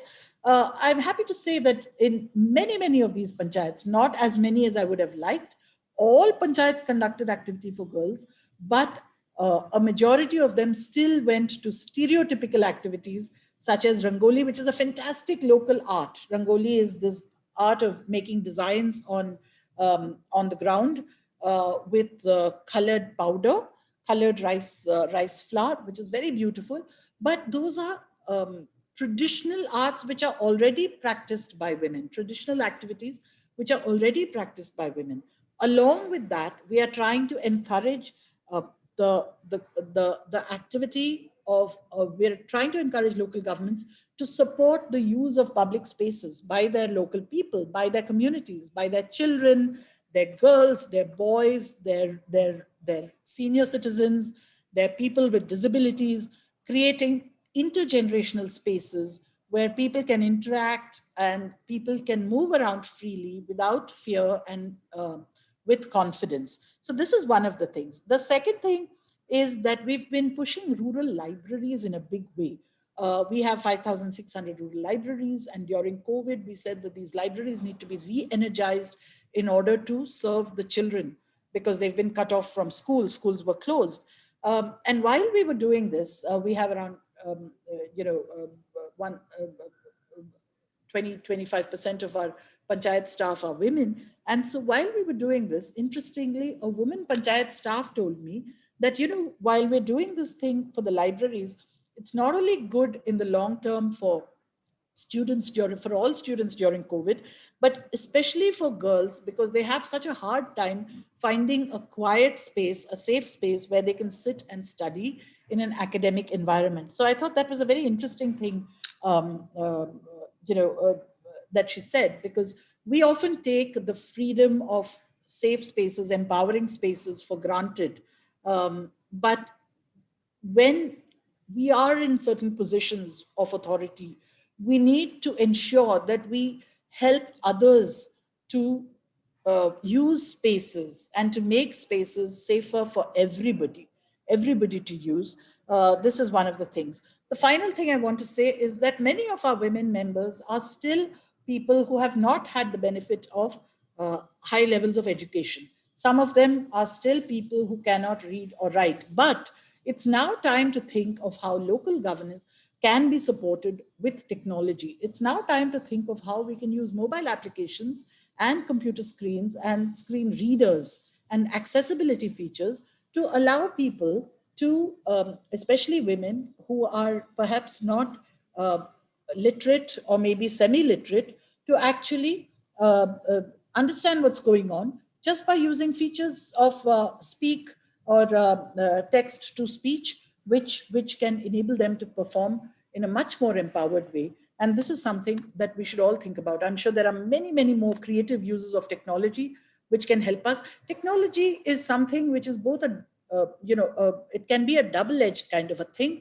Technology, it's very easy to think of technology as a way of, monitoring women's uh, uh, uh, movements in order to keep them safe in terms of, CCTV cameras and surveillance and so on and so forth. But technology also has very empowering aspects, which is what we should really be thinking of. And those aspects can help women to perform even better in local governance, thereby bringing a greater sense of equity and fairness to the entire landscape of local governance. I'll end at this point and take a few questions. I will have to leave in about 10 minutes' time, though.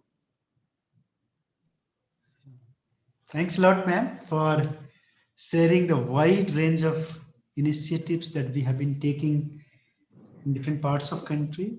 And the scale of it is really inspiring, and it's very inspiring for me personally, ma'am. Thank you, ma'am.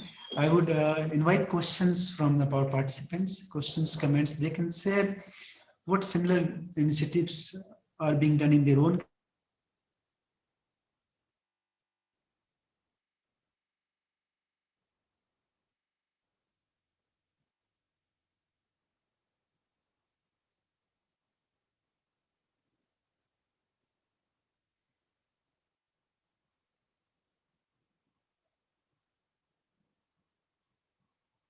I think I've lost sound. Am I audible? Yes, ma'am, you're audible, Okay. ma'am. Okay. Yeah, please send your questions.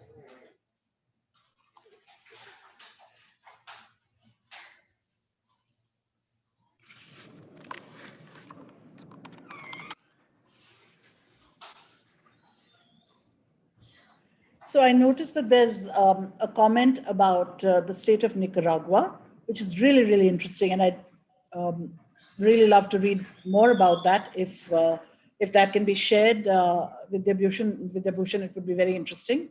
The report on the global gender gap of the World Economic Forum, that's quite an amazing leap that Nicaragua is now in the top 5 worldwide of countries in Latin America, which is quite interesting to see. Ami, I would request you to share this thing with us. We can share with all our participants. I'm sure we will have all lot to learn from this initiative in Nicaragua. It's really commendable, the outcomes that Nicaragua has shown in this. Thank you.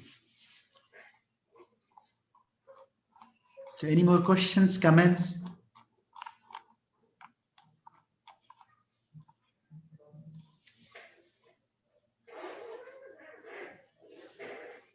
Naomi has shared the link for the document, ma'am, and probably we'll go through it and probably we'll get to learn something and see it. Yes, definitely.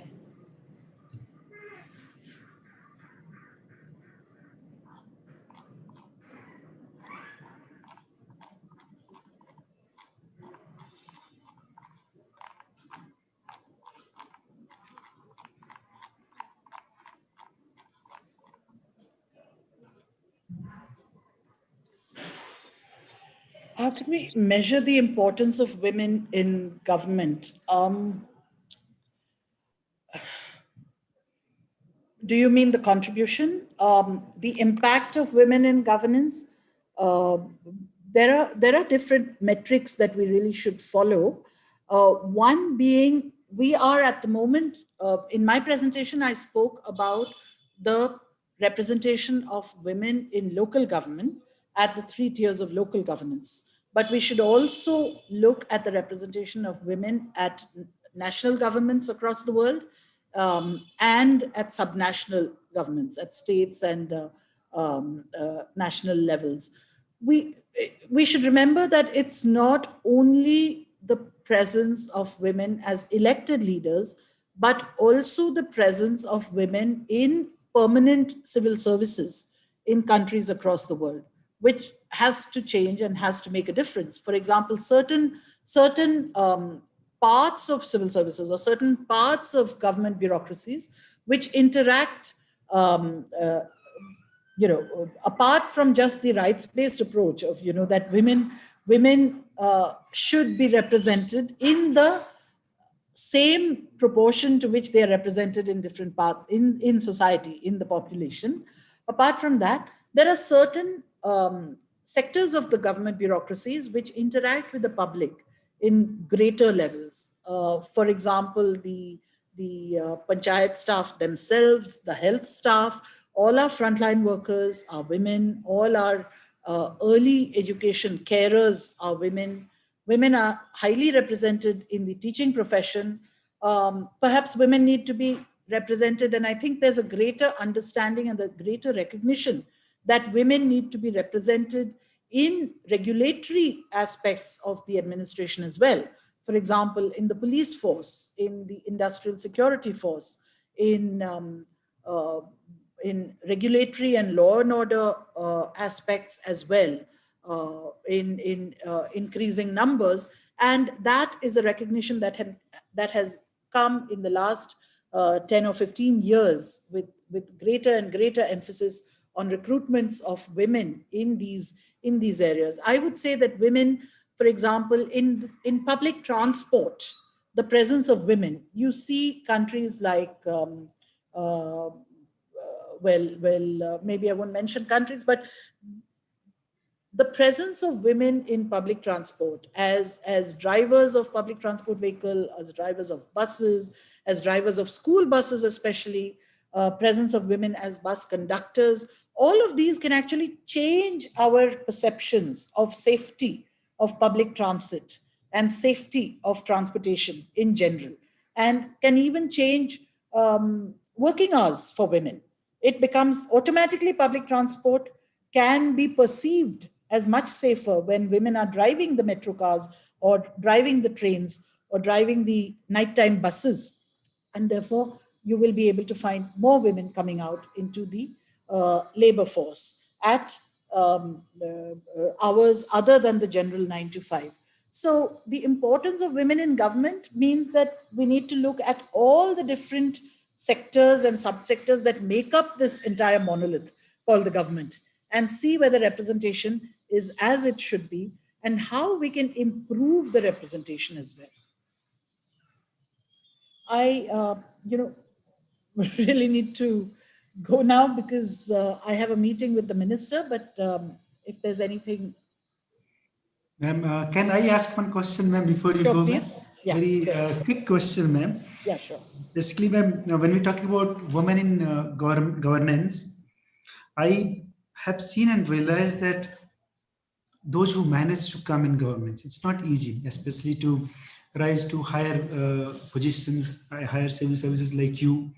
They are judged very harshly in terms of performance that they're expected to. They're almost always asked to prove themselves much, let's say, harshly than their male counterparts. Plus, they have the added burden or, let's say, responsibility of home care as well. So how do you manage this thing in public services, man? It is really, really difficult, and I really admire people who come and are able to prove themselves. So that's a great question. I think all women at every level face this. The fact that you are literally doing two jobs, if you're working outside the house and you're also managing a home, because domestic care responsibilities fall disproportionately on women in all cultures, not just our culture. The way our cultures are with the tradition of patriarchy, disproportionately women play the major role in domestic responsibilities as well. In addition to which, as you said, Vidya, very correctly, women are expected to work twice as hard, even in the workplace. And I think that luckily the fact that women, and we all stand on the shoulders and we have moved ahead only on the hard work of women who came before us. who actually faced much greater challenges. So I must say that seeing those inspirational examples and having the mentorship of fantastic women and men, mentoring is something that can pay it forward. Be having had tremendous mentors, male colleagues as well as female colleagues as mentors, is something that has made me understand the importance of mentorship, because we are all working. Public service is a difficult job, and we're all working, facing very difficult challenges. And therefore, mentoring is a way in which not only can we benefit, but we can pay it forward to the younger generation by helping them out and mentoring them, um, sharing some of their successes, definitely sharing some of their difficult times, and taking that forward. But things are getting easier. And luckily, there is also a greater participation, definitely among civil service colleagues. I'm really proud to say that a lot of the younger generation of civil servants, the men and women, share domestic responsibilities, share parental responsibilities and care responsibilities in a much greater way than earlier generations, and things can only get better from here. I'm really happy to see the comments coming in from Tunisia, women driving public transport, and Botswana as well. Representation of women in public offices at 59% at management level is tremendous. 4% in political representation. This is true. We will see, because public office in administration, it can be mandated through law and regulation, but in political representation, it becomes harder and takes more time. And I think that's an area that we'll have to keep working at to see greater and greater representation. Thank you, ma'am. Thank you. I understand that you have to leave for a meeting with the minister, ma'am. I would just say that being at the academy where we're looking at the young batches coming in the higher civil services, I see a lot of women coming here, and it's very, very reassuring to see That's them. wonderful. That's wonderful. And I look forward to further interactions. Thank you so much. Thank you, Please ma'am. do share my email with the participants. If there's any question, I'll be happy to answer the questions at a later point. But Thank you, ma'am. right now, I just have to rush. Thank you. Thanks so much. Thanks a lot, ma'am. Thank you for taking out time, ma'am. Thanks a lot. So, with this, we come to the end of this particular session. I think Uma ma'am could bring a very wide landscape of policy interventions that we've seen in India. And I'm very happy to look at the examples that are being shared by different countries, and what they have been doing and what they've been able to achieve. It is again very, very, very heartening to see how people have been responding, and I'm sure there is a lot more to share and learn from participants from different parts of world, which is what we will be doing in the next session, which will start from in around, let's say, 7-8 minutes from now. At around 4 or 5, we will reconvene. I do not ask you to log off. You can keep logged in, and then we will start at 4 or 5, and we would be inviting few participants to share their experiences. They have a lot to share in terms of learning, and I thought it will be very prudent that we listen to each other and see as to what all we can take away. So with that, let's take a short break of 8 to 10 minutes, and then we reconvene. Please do not log off. We will be waiting at this forum only, and we will start at 4 or 5. Thank you. Thanks a lot.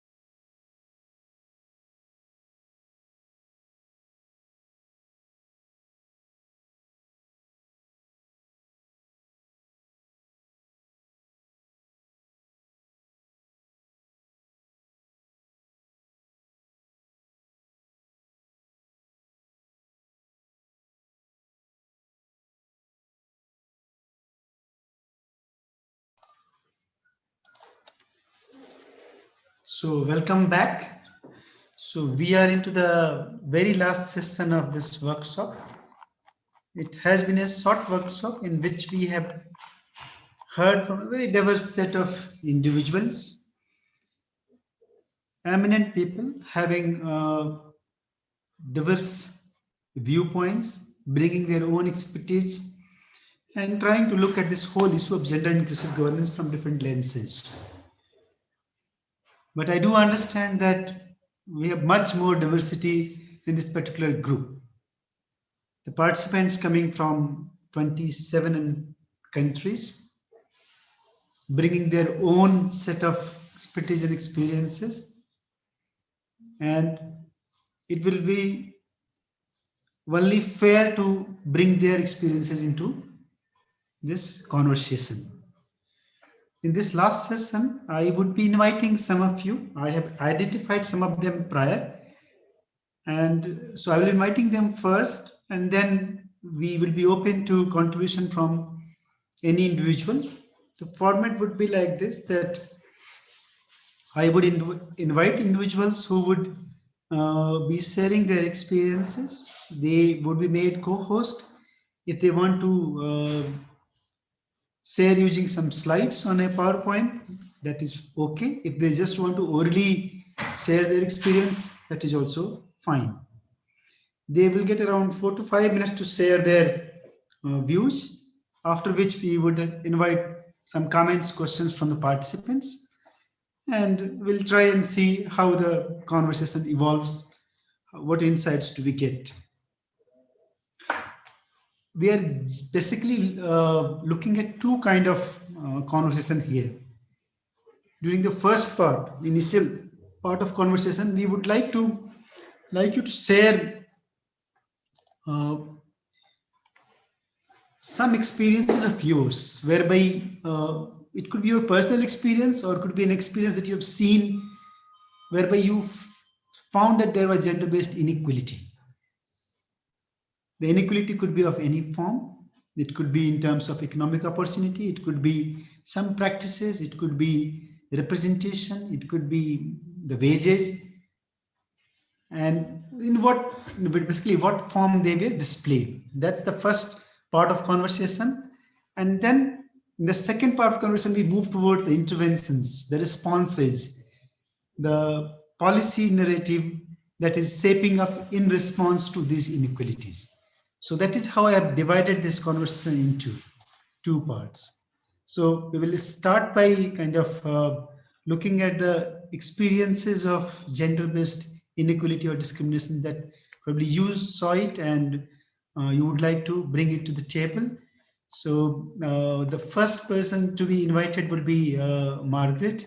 Margaret, we have made you co-host, and you can share your screen if you wish to and make a small presentation. We'll be very happy to hear from you.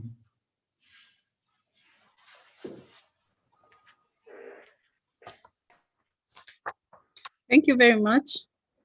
This is Margaret from Nairobi. Nairobi is in Kenya.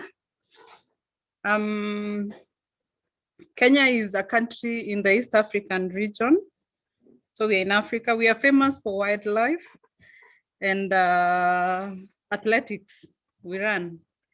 So thank you very much for the opportunity. I will not share my slides, but I'll just go through basically our system in Kenya. So we enacted a constitution in 2010, and this constitution presents very major gains for gender equality and equity.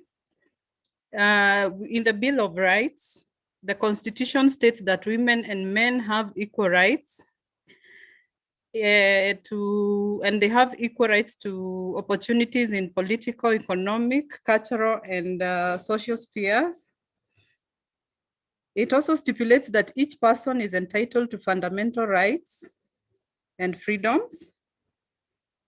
The Constitution makes provisions to enhance gender equality, which is a very big win for women in Kenya.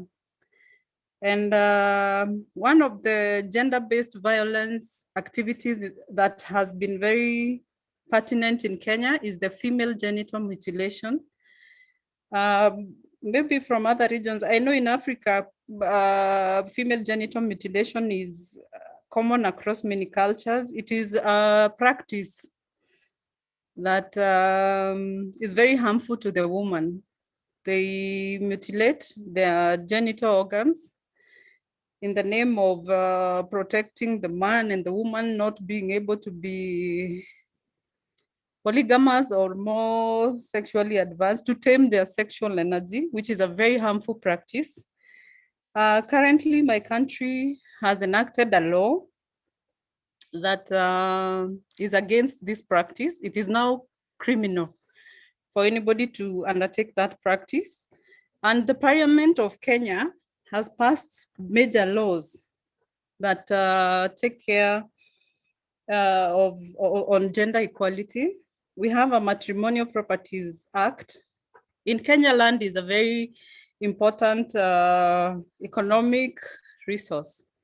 So the Matrimonial Properties Act provides women with the right to buy and register land individually, and they can inherit land from their parents as women, and the land will be under their names, which is also very important because previously no woman was allowed to own land.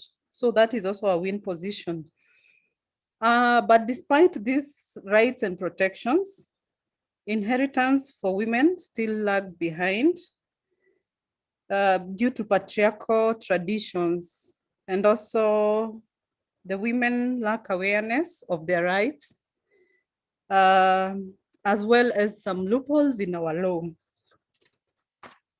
Then another win for the woman in the country is that the government has established the National Gender and Equality Commission. There is a commission in place since 2011 to promote gender equality and freedom from all forms of discrimination in Kenya.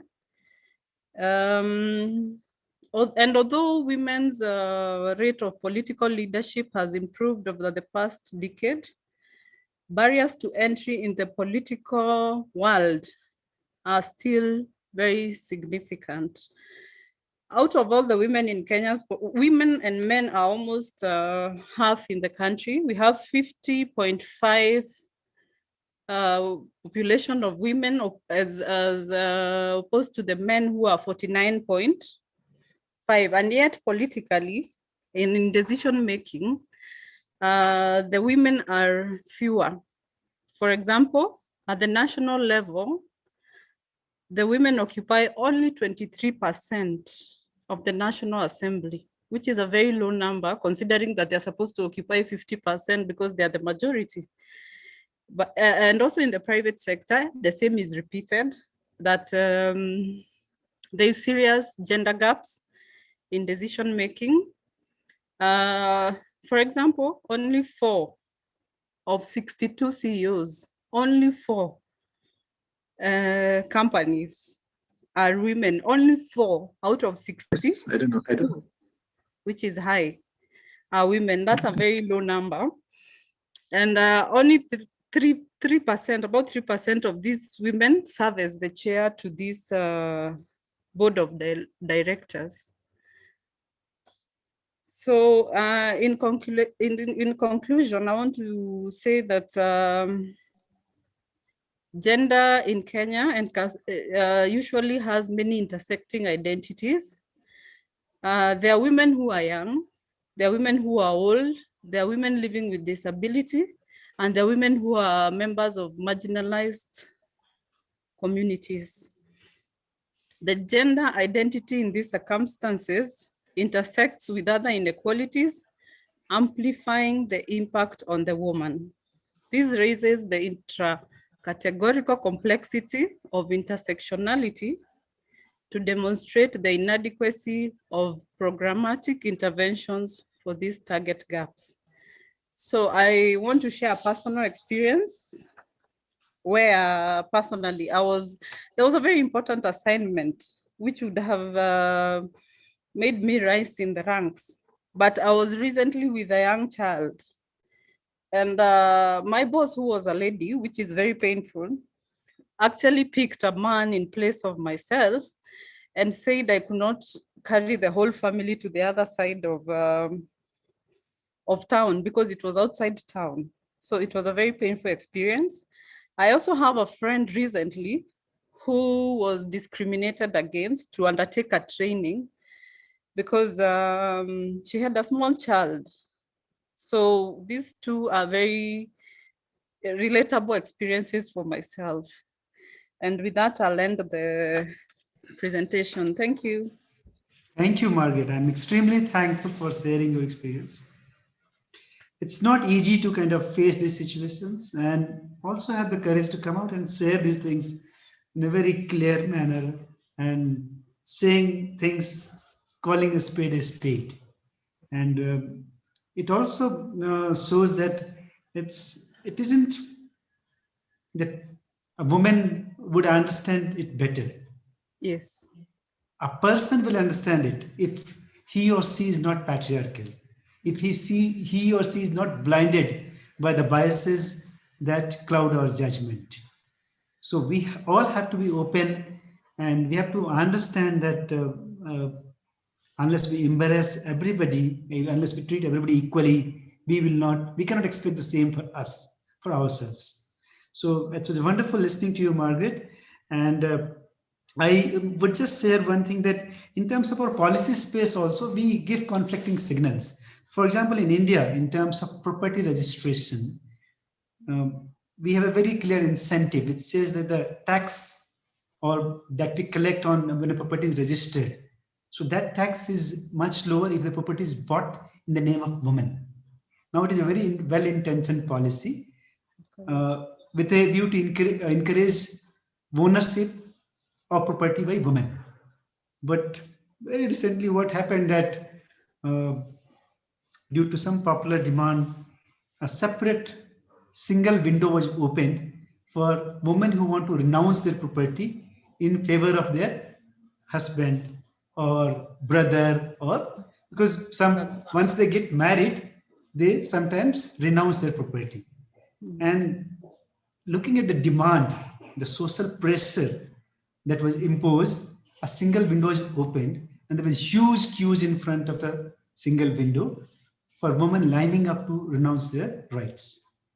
Now it points to one, the let's say issue of intent on the side of policymakers, and also it points to the how strong the social pressure is, how strong the social milieu is, which kind of forces us to think or behave in certain manners which could be prejudicial to us also. So that's something all of us have been facing. But thank you once again, Margaret, for sharing this thing. And Kenya is a beautiful country. We hope we get to visit there sometime. And Yes. we will love to interact more. Thank you, Margaret. Thank you. Thank you. So do we have any questions, comments on what Margaret has said? If for this session, we have opened the audio and video permission for everybody. So anybody can ask a question or comment. We'll be happy to take that.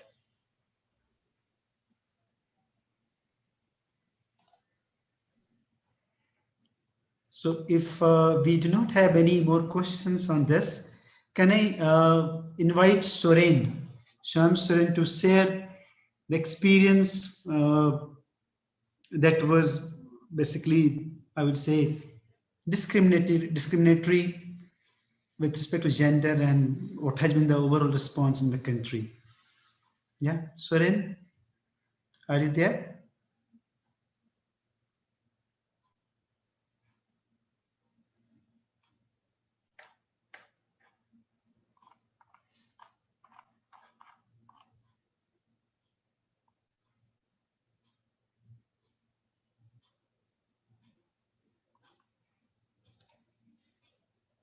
Do we have Soren there?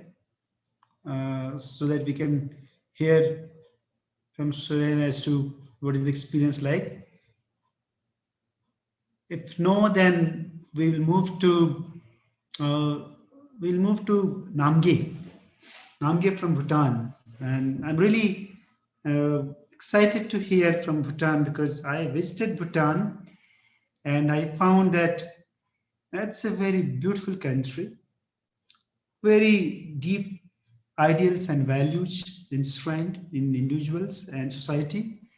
So we'd like to hear from Sewang Namge, if you are there, as to, yeah, thank you, Namge. I have some officers from Bhutan being trained right now in Masuri Academy, Oh, and I yes. have a lot of friends across in Bhutan. So great to see you and great to hear from you. Please go Yes. ahead. Thank you so much, Mr. Darshan. Okay, so I would like to, it's a pleasure, to participate for this, particularly the gender equality. Now, just to share a few things on the gender equality in Bhutan. In the past years, it seems, of course, as shared by some of our friends, there were some issues on, particularly with the women in our country. But as the time, has passed, and the government has realized that women are normally kept back, and then they were actually given more priority to the women. So therefore there were so many policies, and then guidelines, and then even the acts, and then acts are actually developed for the particularly to help women. And then of course now, maybe in my time, I would say woman has a full right, so many rights in our country. And then particularly, like unlike in other countries, I would say that women are really enjoying, I would say, and they have so many rights than men. So yes, just wanted to share a few things, in terms of women. There were a great progress, I would say, in our country. And then, as I was saying, women have been enjoying a lots of, despite, yes, few cases are still there, that domestic violence, and then, but I would not say that, priority is not given. Even in a job, even in the local governments, and then particularly in the education, women are given lots of opportunities, and then at the same time given lots of priorities. So the basically, in terms of education also, I would say that there's a lots of the women participation. And recent statistics, we see that there are more girls attending.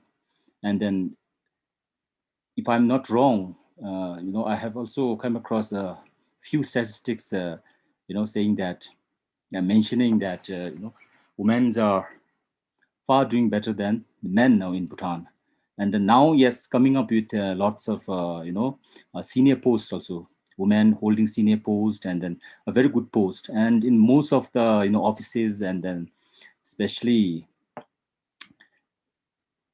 in the terms of, if we talk about entrepreneurship also, women are doing much greater, and then doing good in this field also.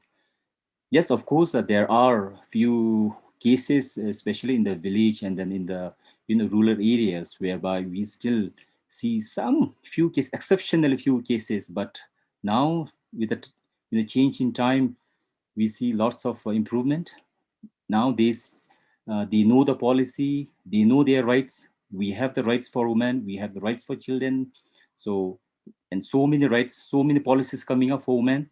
So that's why there are so many, I would say that, lots of improvement in general. And then, like, as I was just few minutes, I have also mentioned this women participation in, especially in the public officials, and then the civil servants also, the number has really increased. And likewise, literacy rate, unlike just not including the, maybe my age, I would say, there were lots of, I don't see that, women are actually left behind. Not talking about the older ones, these were in the past, but still then we have the non-formal educations whereby, most of the women, I would say, were actually encouraged to learn also. So in just to put everything in a nutshell, I would say that women has given a very great priority in our country, and then so many policies again, and then at the same time, I would say in the especially in the parliament also, we have the not especially a quota, but I would say that women are always encouraged to participate. So of course, Bhutan is one of the youngest democracy in the world, but still, I would say that we have a few female ministries. Minister in the past, and at present also we have, and then we have so many women holding a good post. So generally, I don't see any now. I don't see any cases like major cases like in the past. So I think we are doing good. So this is what I wanted to share actually. Thank you, Mr. Bhushan, for this. Thank you. Thanks Thanks a so lot for much. sharing. I just said that I have visited Bhutan and I have met many people in Bhutan, including services, people who are into commission and services. I have one observation to Yeah. which probably I would like you to respond to. What I've seen that women in Bhutan, in society, they are respected a lot. They shoulder a lot of responsibility in terms of decision making, in terms of family uh, issues, leading the family. They are also breadwinners many a times in the family. And society is also matrilineal in the sense that women, after marriage, the men will go to the other place and women probably will continue. And they also inherit a lot of property. Generally speaking, they inherit the property. So these are all positives which are helping women get their due place in the society, and it's Yes. empowering. It's empowering. However, I have also seen that in terms of since they have that responsibility of running the family, mostly speaking, and that responsibility includes the economic responsibility also in a way. So that also puts in a lot of pressure on them to shoulder all these responsibilities. Their time and energy spent in the family care or the home care, that's there, that's high, and also they have to earn the money for the running of houses. So they have double responsibilities. You remember I was asking Uma Mahadevan ma'am also, how do you manage both the things together? That's a challenge I've seen for the women in Bhutan also. They work very hard, they have added responsibilities, and they have to respond to these things. It's not easy. So what is your view on this? How do they manage it? Is it easy for them? What is the kind of support they get, and how has it been evolving? Yes, thank you so much, Mr. Bhushan. Yes, these are, whatever Mr. Bhushan has mentioned. I believe that these were happening in the past. Now, with the change in time, I would say that men are equally been recommended, and at the same time reminded to take shares, even in the household chores also. They were actually uh, the the old mindset need to be get rid of.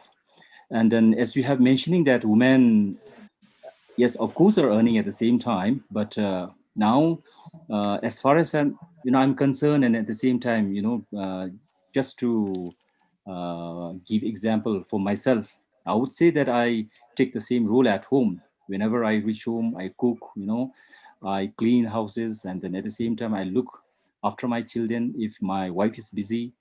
And then at the, timely, government is also reminding all the citizens that the work need to be shared by women as well as men, not trying to segregate the women's work and the men's work.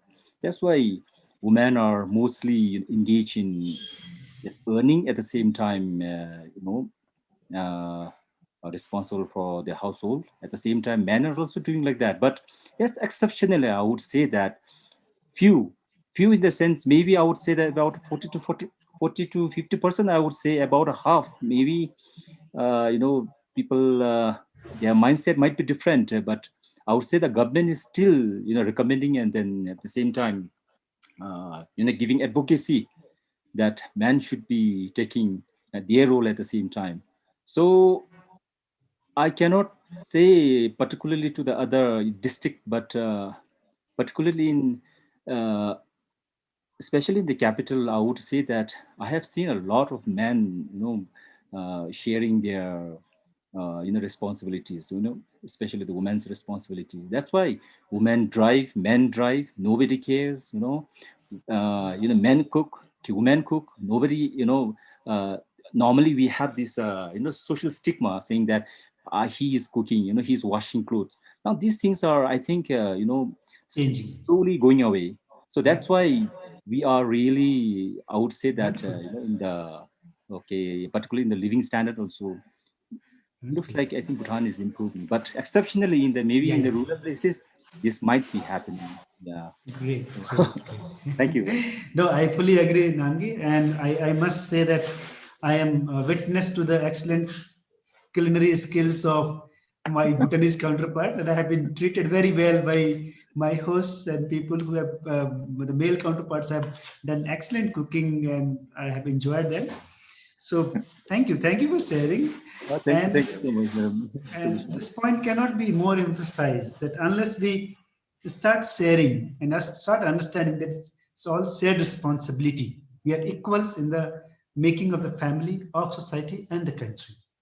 If we do not understand that both of us have to contribute and have the opportunity to contribute, have the rights to contribute, unless we recognize this, unless we actively pursue it, support it, encourage it, things will not change. But thank Exactly. you. Thanks a lot, Namgi, for Thank sharing you. this thing. I'm extremely delighted. Thank you. Thank you. So, do we have anything for any questions for Namgi? Any comments for Namgi? I would prefer to give opportunity to a lot of people, as many people as possible, to share. Let me try and invite. Do we have Paulina here from Russia?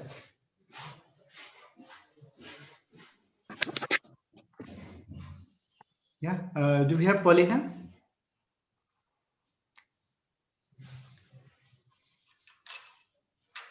So if I cannot get onto Polima, can I ask Noemi to share her experience? Because she really kind of shared a lot in terms of how Nicaragua has been doing very, very well in the gender equality and how it has improved over time. So I would invite Naomi to share her experience, both gender-based discriminations and how they have changed over time in terms of interventions and responses. Naomi, can you please come online?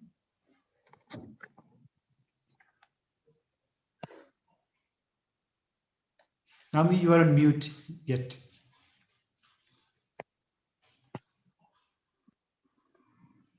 Naomi, can you please unmute yourself? Your mic is on mute. All right. Yeah, now we can hear you. Thank you, Naomi. Thank you. Okay. Nice to meet you all. Thanks for the opportunity. And really, I would like a little about Nicaragua. Um, uh, Nicaragua has advanced very important in political autonomy, decision making. Nicaragua ranks first with the highest number of women in ministerial positions according to the United Nations Organization in the World Ranking map of women political. In 2008, in Nicaragua, approval and implementation of law number 648, law of equal rights and opportunity.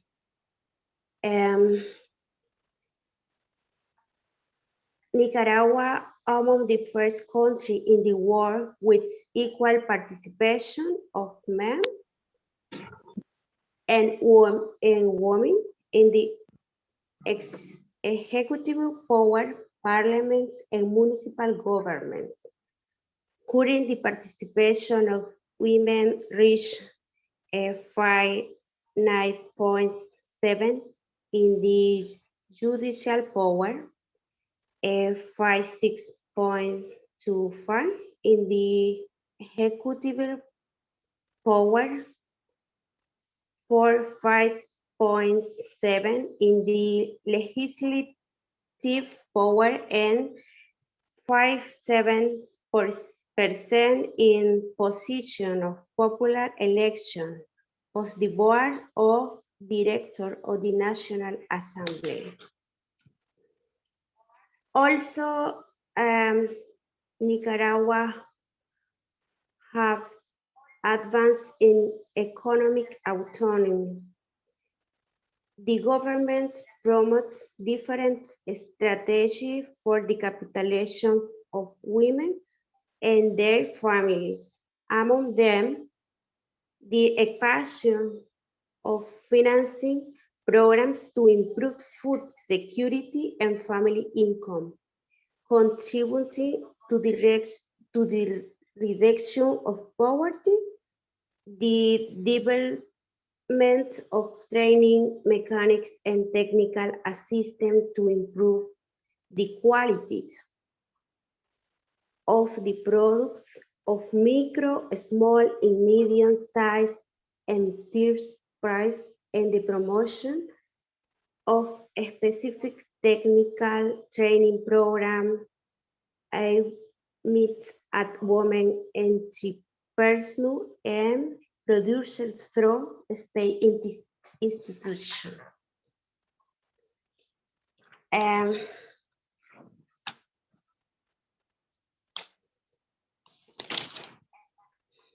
Also,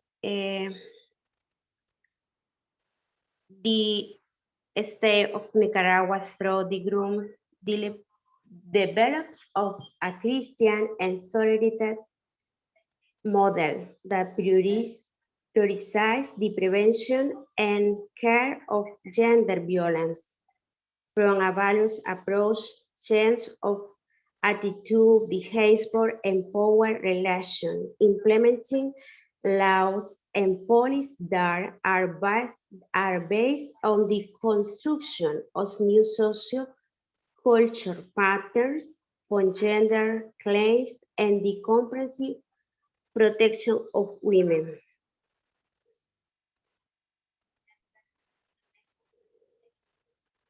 Thanks. Thank you, Naomi. Thank you. Thank you for sharing those data points with us. You have also shared the report's link to us, which is there with everybody. And while I'm comparing all the resources at the end of this workshop, which will include the PowerPoint presentations, some of the reports that people have mentioned, some of the links that people have shared. So I would try and compile all of this together and send it on email to all of you, because learning is a continuous journey and doesn't stop with the workshop, doesn't start with the workshop. You have a lot of things to contribute.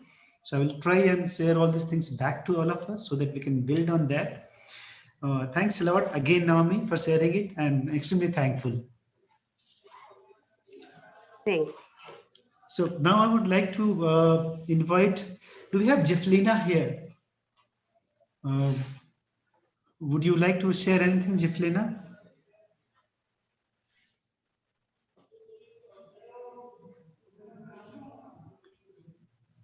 So while I'm inviting people based on my prior contact with them since yesterday, but in case there is anybody else who also wants to share anything, you can just chat in, you can send your name in the chat box, and I will be more than happy to invite you for sharing what you want to say in terms of gender equality.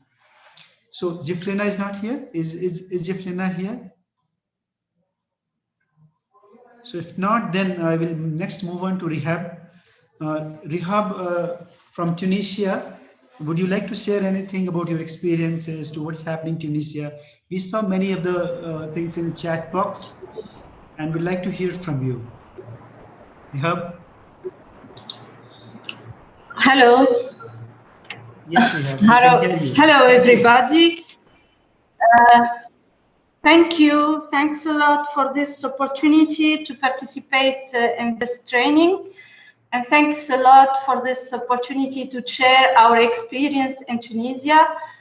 So I'm Rihab Bourghami, and with me I have my colleague and my dear friend, Karim Al-Ghoul. Both of us, we are working in the Ministry of Economy, Finances, and Investment Improve. We are especially working in the central unit of the management of budget by objectives. So I will be short and will concentrate my speech to describe the different steps of the implementation of the GRB in our country.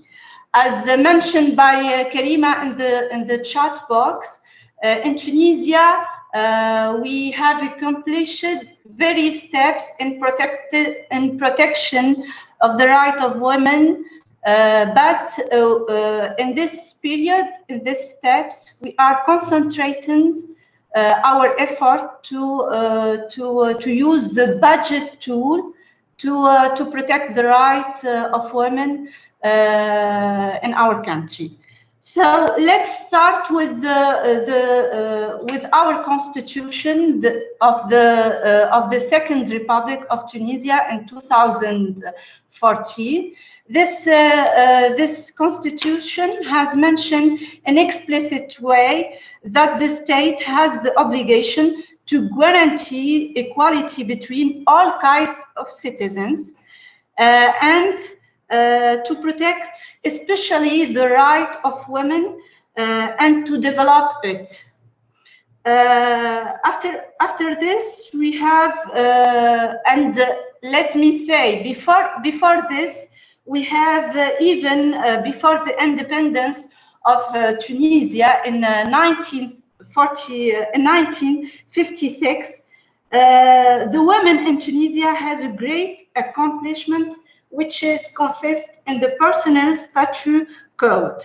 So this legislative frame gives to the woman a very protective position in many fields, in education, health, professional life, and personal life with her husband, with her family, etc.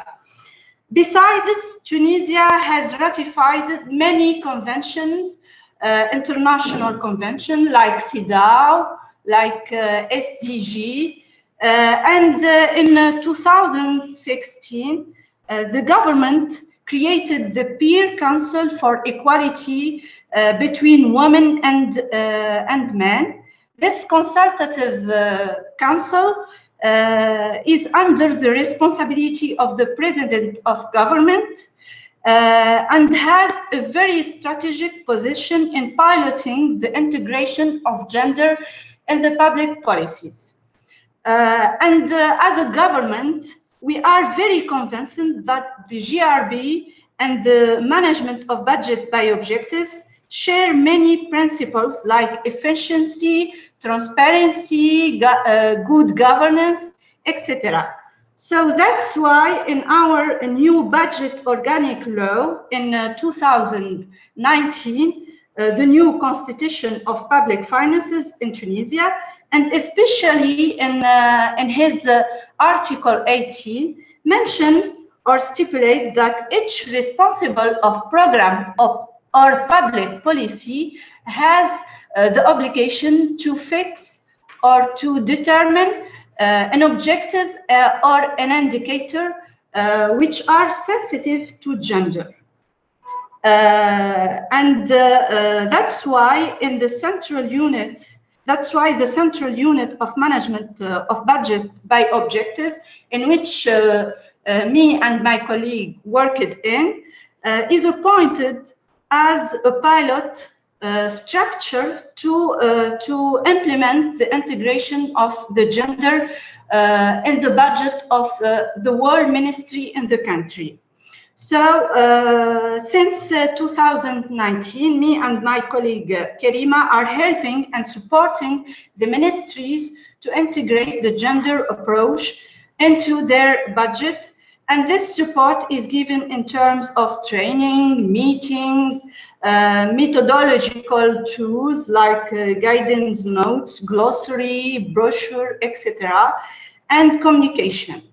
So nowadays we have a certain number of ministries who integrate the gender approach in their budget, who tries to fix some objectives, some strategic objectives, and some action budgeting to mention the gender aspect in their works. So thank you. I hope I was clear. And if you are, if you have any question, I'm glad me and my colleague Karima to give a response to it.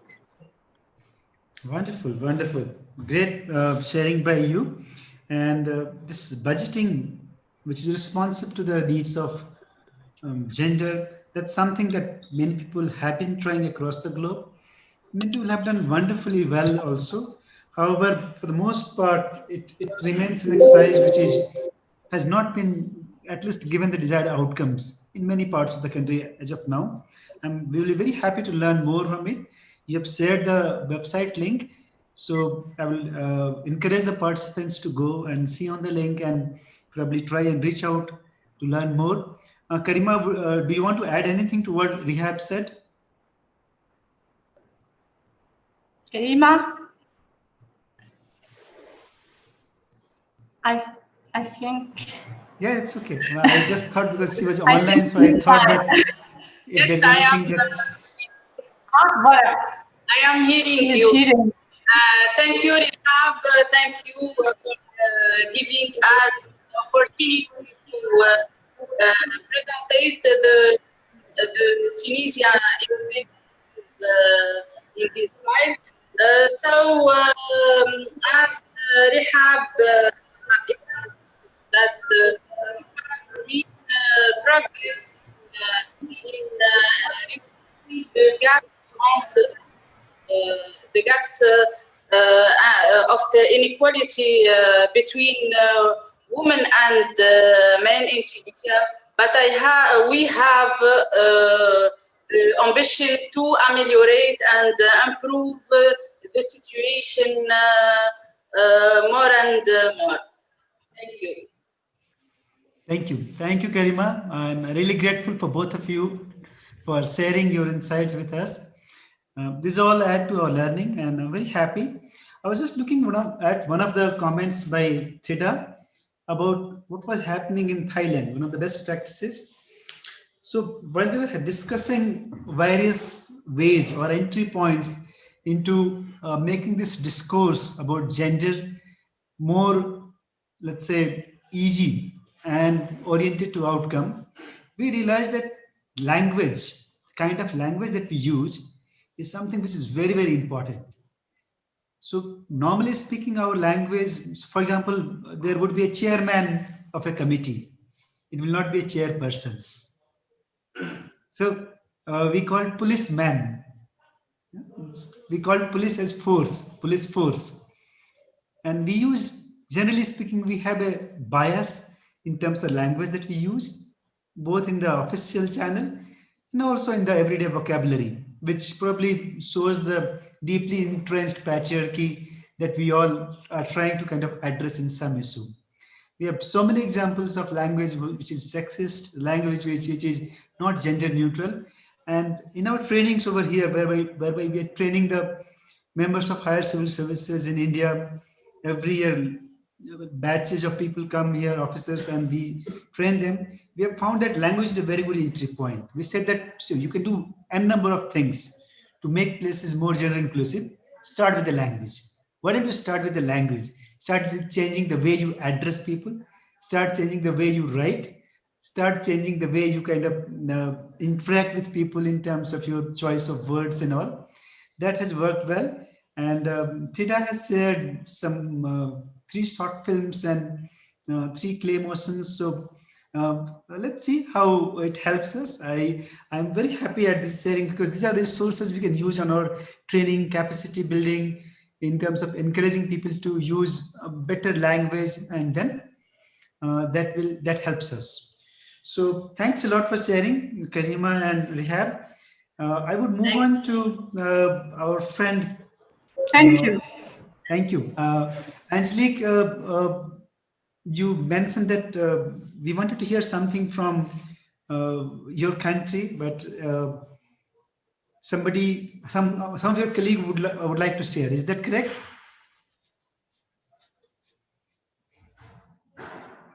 Angelique? So Angelique Taylor, I would request you or your colleague to share some of the experience from your country.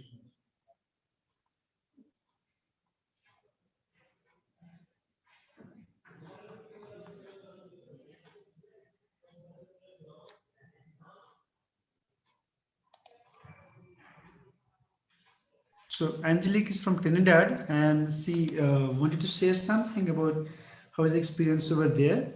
So are you there, Angelique? So in that case, should Hello? we move to? Yeah, please go Hi. ahead. Hi. This is Therese. This is not Angelique. Yeah, please go ahead. I'm from Trinidad and Tobago, the Yes. Caribbean. Yeah.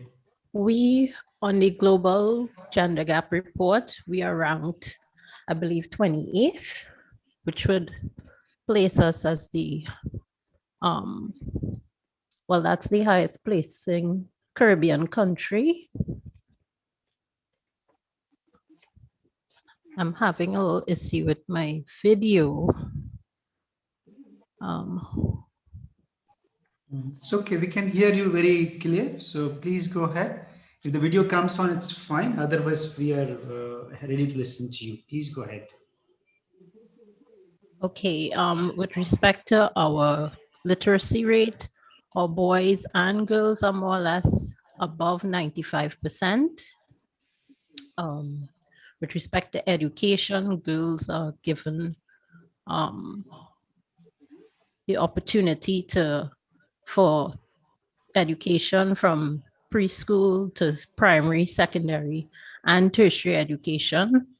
One of the issues that we're having actually is something called male marginalization, whereas the women have been given the opportunity to progress, but our boys seem to be falling behind, especially with respect to secondary schools.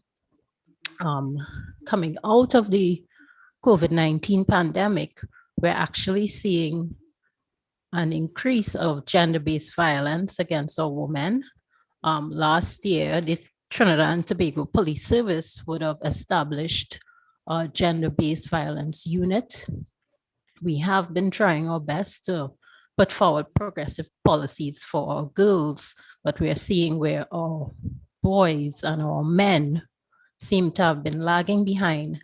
And because of the whole stereotypes saying, yesterday, Ms. Singh spoke about the mailbox and boys not being able to express themselves, deal with things like rejection.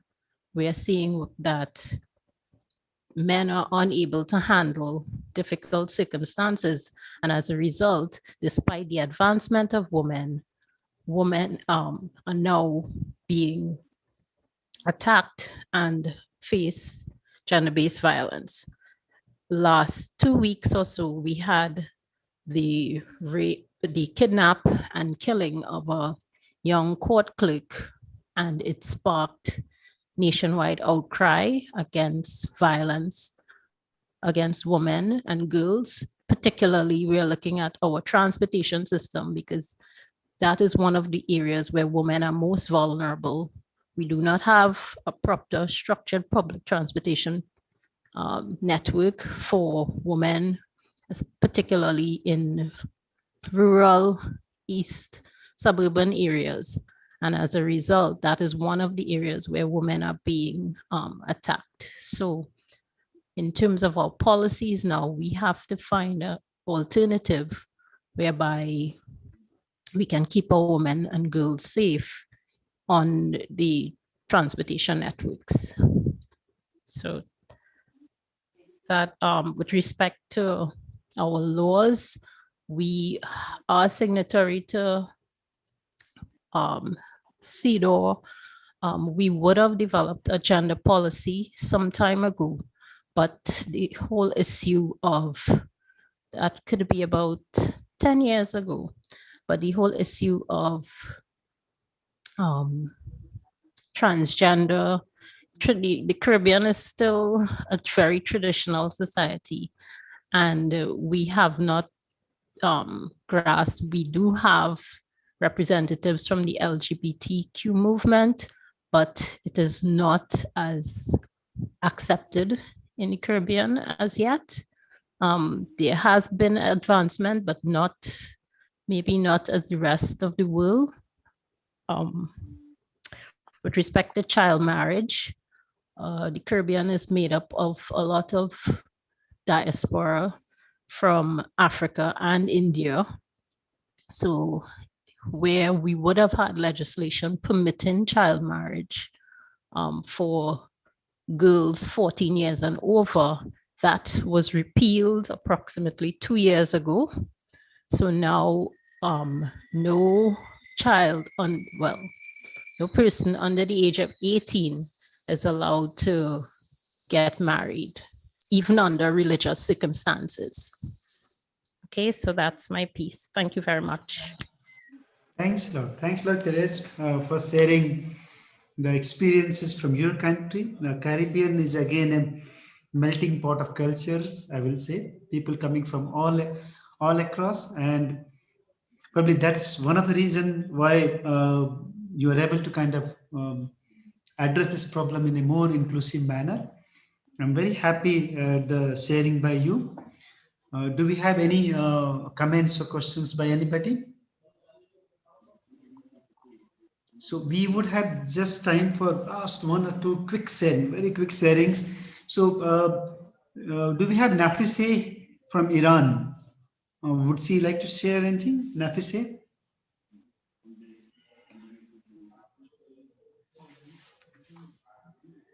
So if Nafise is not hearing me, is not able to hear me, then I will move on to the last person to share today. That would be Sahili Franco from Venezuela.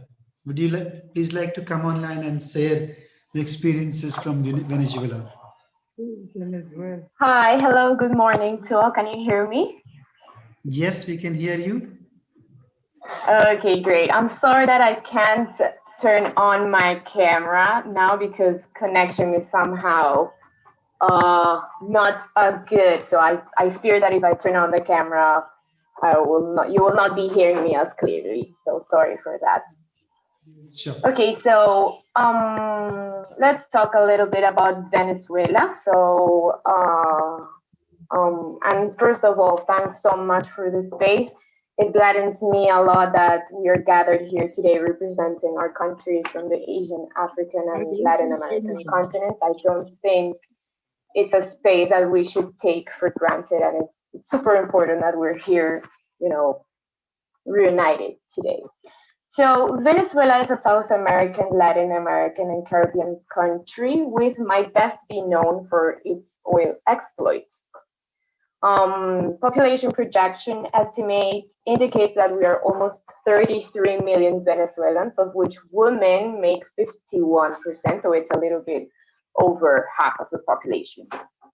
So other than the hardships the pandemic represents and the drop of oil prices that has been going on for the latest years, the unilateral coercive measures that the US government and some European countries have illegally imposed on our people have deepened critically the economic crisis we're currently undergoing.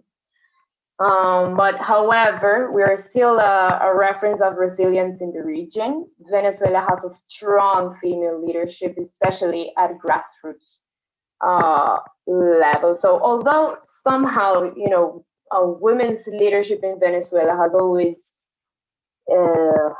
always somehow been here in the latest 50 to 40 years, thanks to the revolutionary Bolivarian process, thanks to the political and economic empowerment our government has procured and promoted. We have acknowledged that strong female leadership, especially at grassroots level. So in the latest years, political participation has increased. And although social participation, as I was saying, somehow is part of a culture, we have made an important awakening process to acknowledge it. So senior positions in National Assembly, in our new National Assembly that was elected last year. So female representation is 22% out of the mandatory 30%. Female representation quota. We would be happier if that 22% were to be higher, but however, it's important to say that although we haven't met the goal, there is female representation in every commission and subcommission of the assembly, which had never happened before. I mean, there is a female representation, a female deputy in every single commission of the National Assembly, which, promotes networking among every single commission of the National Assembly, which is very, very good. And also, young congresswomen were elected by popular vote as well, taking needed freshness and perspective to policymaking scope. So debates on non-heterosexual marriage, abortion, equal rights, and sexual and reproductive rights, led by them, are being held under strong, open representation. So one of the important things I wanted to say today here is that our constitution was the first in the region that included a gender language and perspective, and our organic law for the right of women to a life free of violence typifies 21 different types of gender-based violence, including femicide and induction to suicide, making it an important reference and political document around the world, especially when some countries haven't yet defined femicide under a legal framework. So we're promoting how important, gender-based violence and its types and its several different types definitions are. It's very important to define them, and then you could work towards policy making and design. So we're aiming progressively towards a deep patriarchalization of the state, which is a huge, complex, and difficult task. So because we're facing religious and cultural patriarchal impositions that we also inherited through colonization, because we were colonized by the Spanish. So we still task ourselves with the promotion of the eradication of violence against women as a state policy, which is nothing little to say, yes? So, however, and I think you might relate as well, we face some contradictions that still hamper girls' and women's rights. Based on the principle of co-responsibility of the people's power, it is our political responsibility to work in every aspect that ensures the implementation, monitoring, especially monitoring is huge, and completion of the necessary process for a change in this paradigm regarding gender mandates and stereotypes. Because although somehow we're still working as government officials, these stereotypes and mandates still rule our daily situations and somehow still get in between of government decisions regarding gender rights. And finally, as I raised before to Gautam sir, we're facing as well strong anti-gender politics that are mainstreaming across the region. It's not only happening in Venezuela, it's going on through the whole Latin American region. So all the new contradictions arise and takes us to develop and design new coherent strategies to tackle them, which is not at all easy and represents a challenge because, we have little time to decide what and which would be the right policy, to enforce. So in that sense, currently we're trying to move from gender conscious policies towards gender promoting policies that could take care of our people and its diversity, which is, not at all easy. And I know that it's a lot easier to say than actually, doing it, because it's not something that would happen from night to morning. But we are definitely still there in the fight, in the struggle, and trying our best to make violence against women and gender-based violence a conscious thing, so we could part from it. So that would be all. Thank you very much.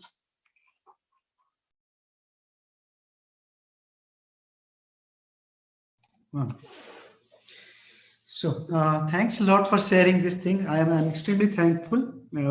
We could hear a lot in terms of different spaces in which there has been intervention. I would be particularly interested into the gender-based violence law, whereby you were listing around more than 20 types of violences. And then, so if you could share some documents about it, it would be great. And we'll see how we can share it back with everybody else. So with that, we are come to the last part of the workshop today. It has been a very good journey. What I want to do now is for next, we have around 15-20 minutes of time left, in which we want to just kind of summarize and kind of look at some of the takeaways that we have from this workshop. Each of you would have individually many takeaways depending upon what is your area of work and what we are looking for. We had a very interesting set of speakers. We had Alankrita Singh, the first speaker, who talked about the concepts of gender and how the policy changes in response to gender-based discrimination. Then we had the panel yesterday, in which we had 3 speakers who were, first was on migration, the condition of women who have migrated to cities, informal sector. Then we had a professor from Iceland. She spoke about the dimensions of basically the global dimensions of the debate on the narrative in the gender. And then we had Manisha Priyam. She spoke about the what has been happening in the policy space in India, especially in terms of electoral scenario and all.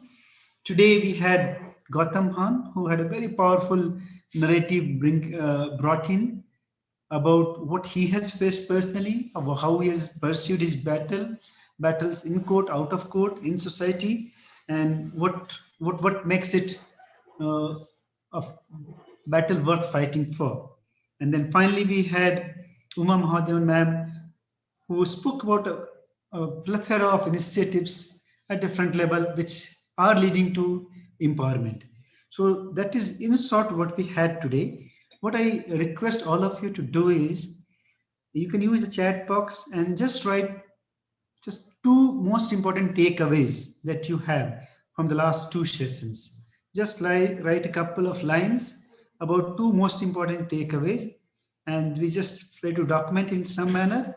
And probably we would like some of you to kind of come up and share your experience of this workshop in just a minute or so each. That will be great to understand as to what is that you got from the workshop, how did you find this whole thing, and going forward, what is that you want to do with this. So go ahead and just type in your just 2 most important takeaways in the chat box, and those who want to share their experience of being part of this wonderful group, they are more than welcome to come online and share their views. Yeah, please go ahead.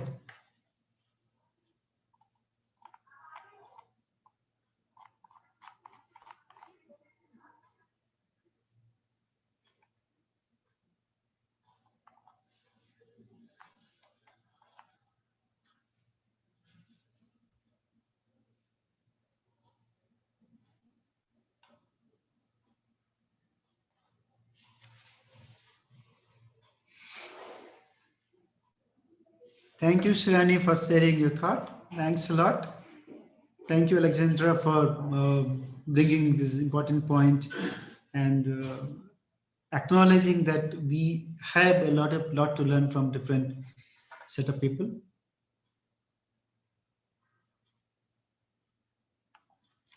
Jiplina, you want to come in and share your experience of being part of this group and any insights that you have, any experience that you have, Vicky, Jiplina?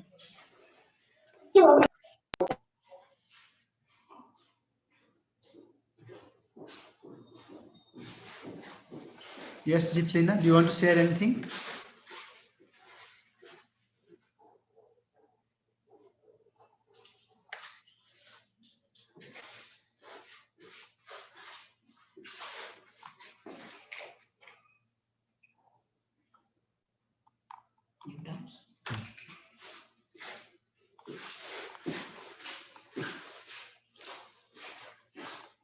Thank you, Violet, for sharing some of the points that you have in Nigeria. We will try and compile it.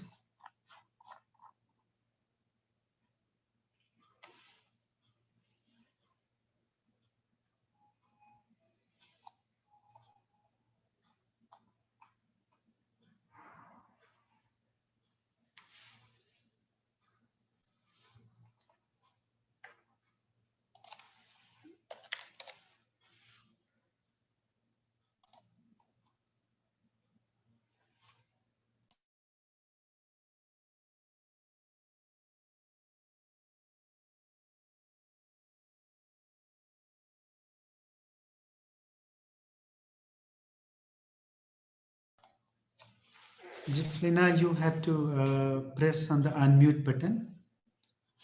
It's the first button at the bottom, first on the left side. Thank you, Soseo, for sharing your thoughts.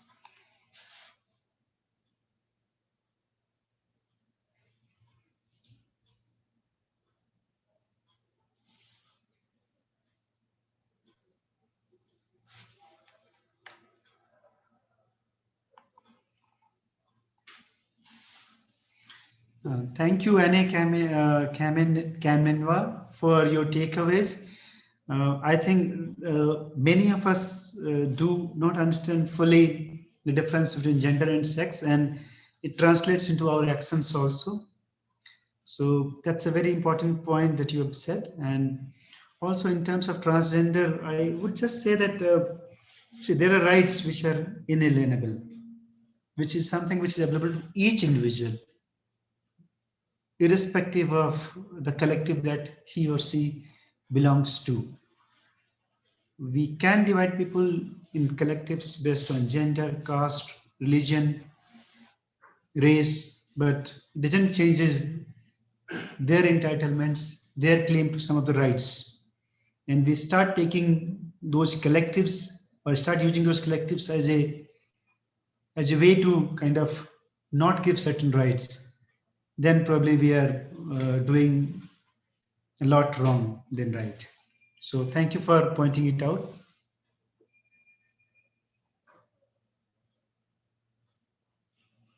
Thank you, Saili, for sharing this thing about the notion of gender and nationalism by Giti Chandra.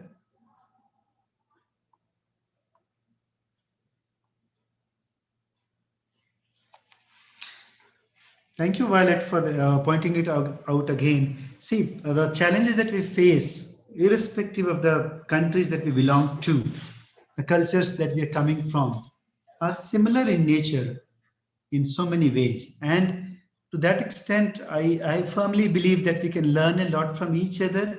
And something which has worked in some other country, let's say if something has worked in Thailand, or something which has worked in Nicaragua, or something which has worked in India, or something which has worked in Tunisia, can work in other countries as well. So to that extent, I find this platform a very good platform whereby we can learn from each other.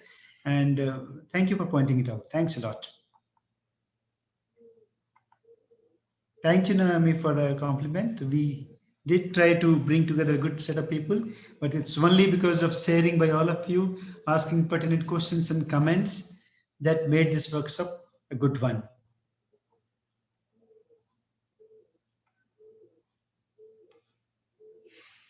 Thank you, Mama, for those nice comments. And we would not like to stop here with this workshop. We would like to take it forward in terms of engagement, in terms of sharing of knowledge and practices. So we'll see what we can do. Probably an email group or something which brings all of us together could be a good way to kind of go forward. It's a huge strength. This community that we have, this network that we have, is a huge strength. So probably I will try and create an email group in which some of us can share some of the thoughts that we have, some of the initiatives that we have.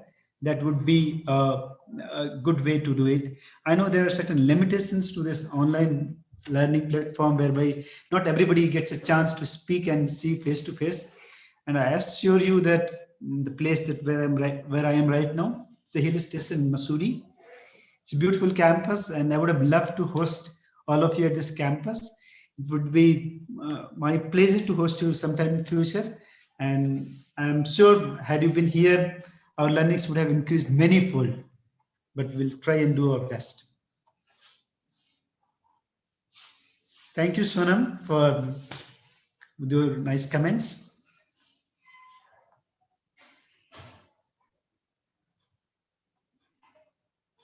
Tenjer, your comments from Myanmar about the strategic plan for advancement of women, we'd like to have a look at that document in some way and see as to what we can learn from that. Thank you. Thank you, Tharanga, for the encouraging words. Do share, all of you, please share your couple of takeaways. That's very important for all of us. When you share your takeaways, it helps all of us.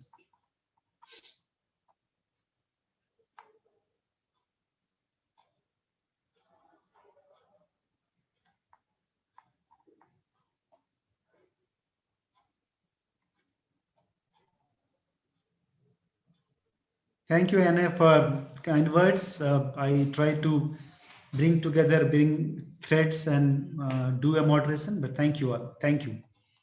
Please do share your insights, some of the takeaways that you have. Thank you, Sarah, for this encouraging words.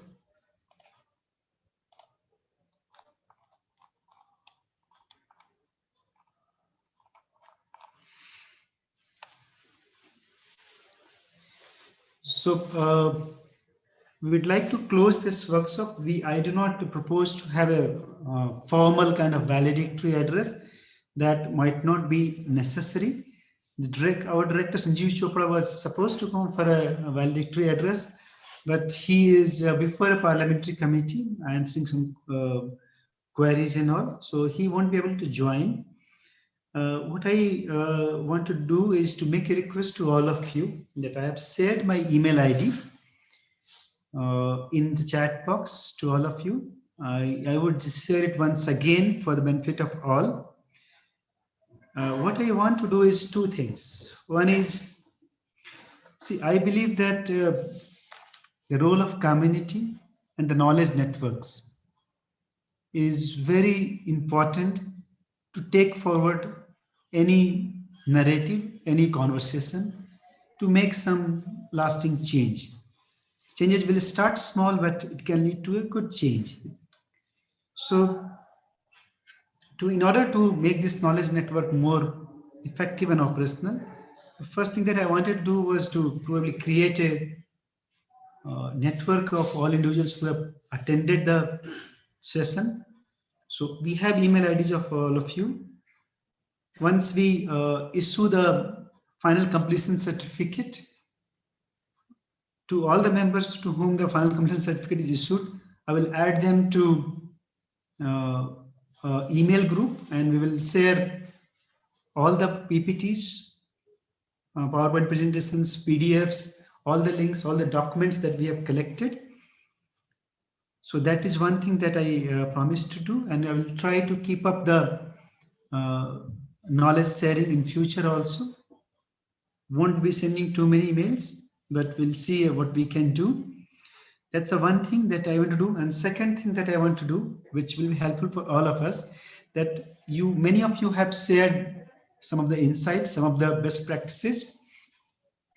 I have shared my email address. I will request that before I send out the compiled thing, I'll wait till Monday evening. I will wait till Monday evening, and all the resources that I will receive till that time, all the best practices that I will receive till that point of time on my email, I will compile them together, and that I will share back with you. So I will request all of you that do share all the insights, all the documents, all those best practices, some of the legislations, enactment, which are there in your country. We'll try and make a good compilation, which we can share with all of us, would be helpful. I'll try to kind of arrange it in a manner which is useful and intuitive. So that is the second thing that I want to request you, that do share all your insights. So we'll try and close this session now. I have the last request for the day, which is we would be sending out again a small questionnaire. You filled in a questionnaire which captured your entry point, let's say, attributes. To measure the impact of this workshop, we will be sending the same questionnaire to you once again, and we'll ask you to fill that questionnaire, which will give us your exit perspective. And we like to see a difference between the entry perspective and the exit perspective of all our participants. So I would be sending out by email to the link for the small Google form. Take 10 minutes to fill that form, and that would be helpful for us to understand that how your understanding has improved over time. So we will send it out to you, and once we receive your responses, then we will be issuing the course completion certificate on email to the participants. So the request would be to send back your responses, because that will enable us to quickly compile everything together and send your course completion certificate. With those words, I once again thank you all for the participation, for adding to the value, the knowledge.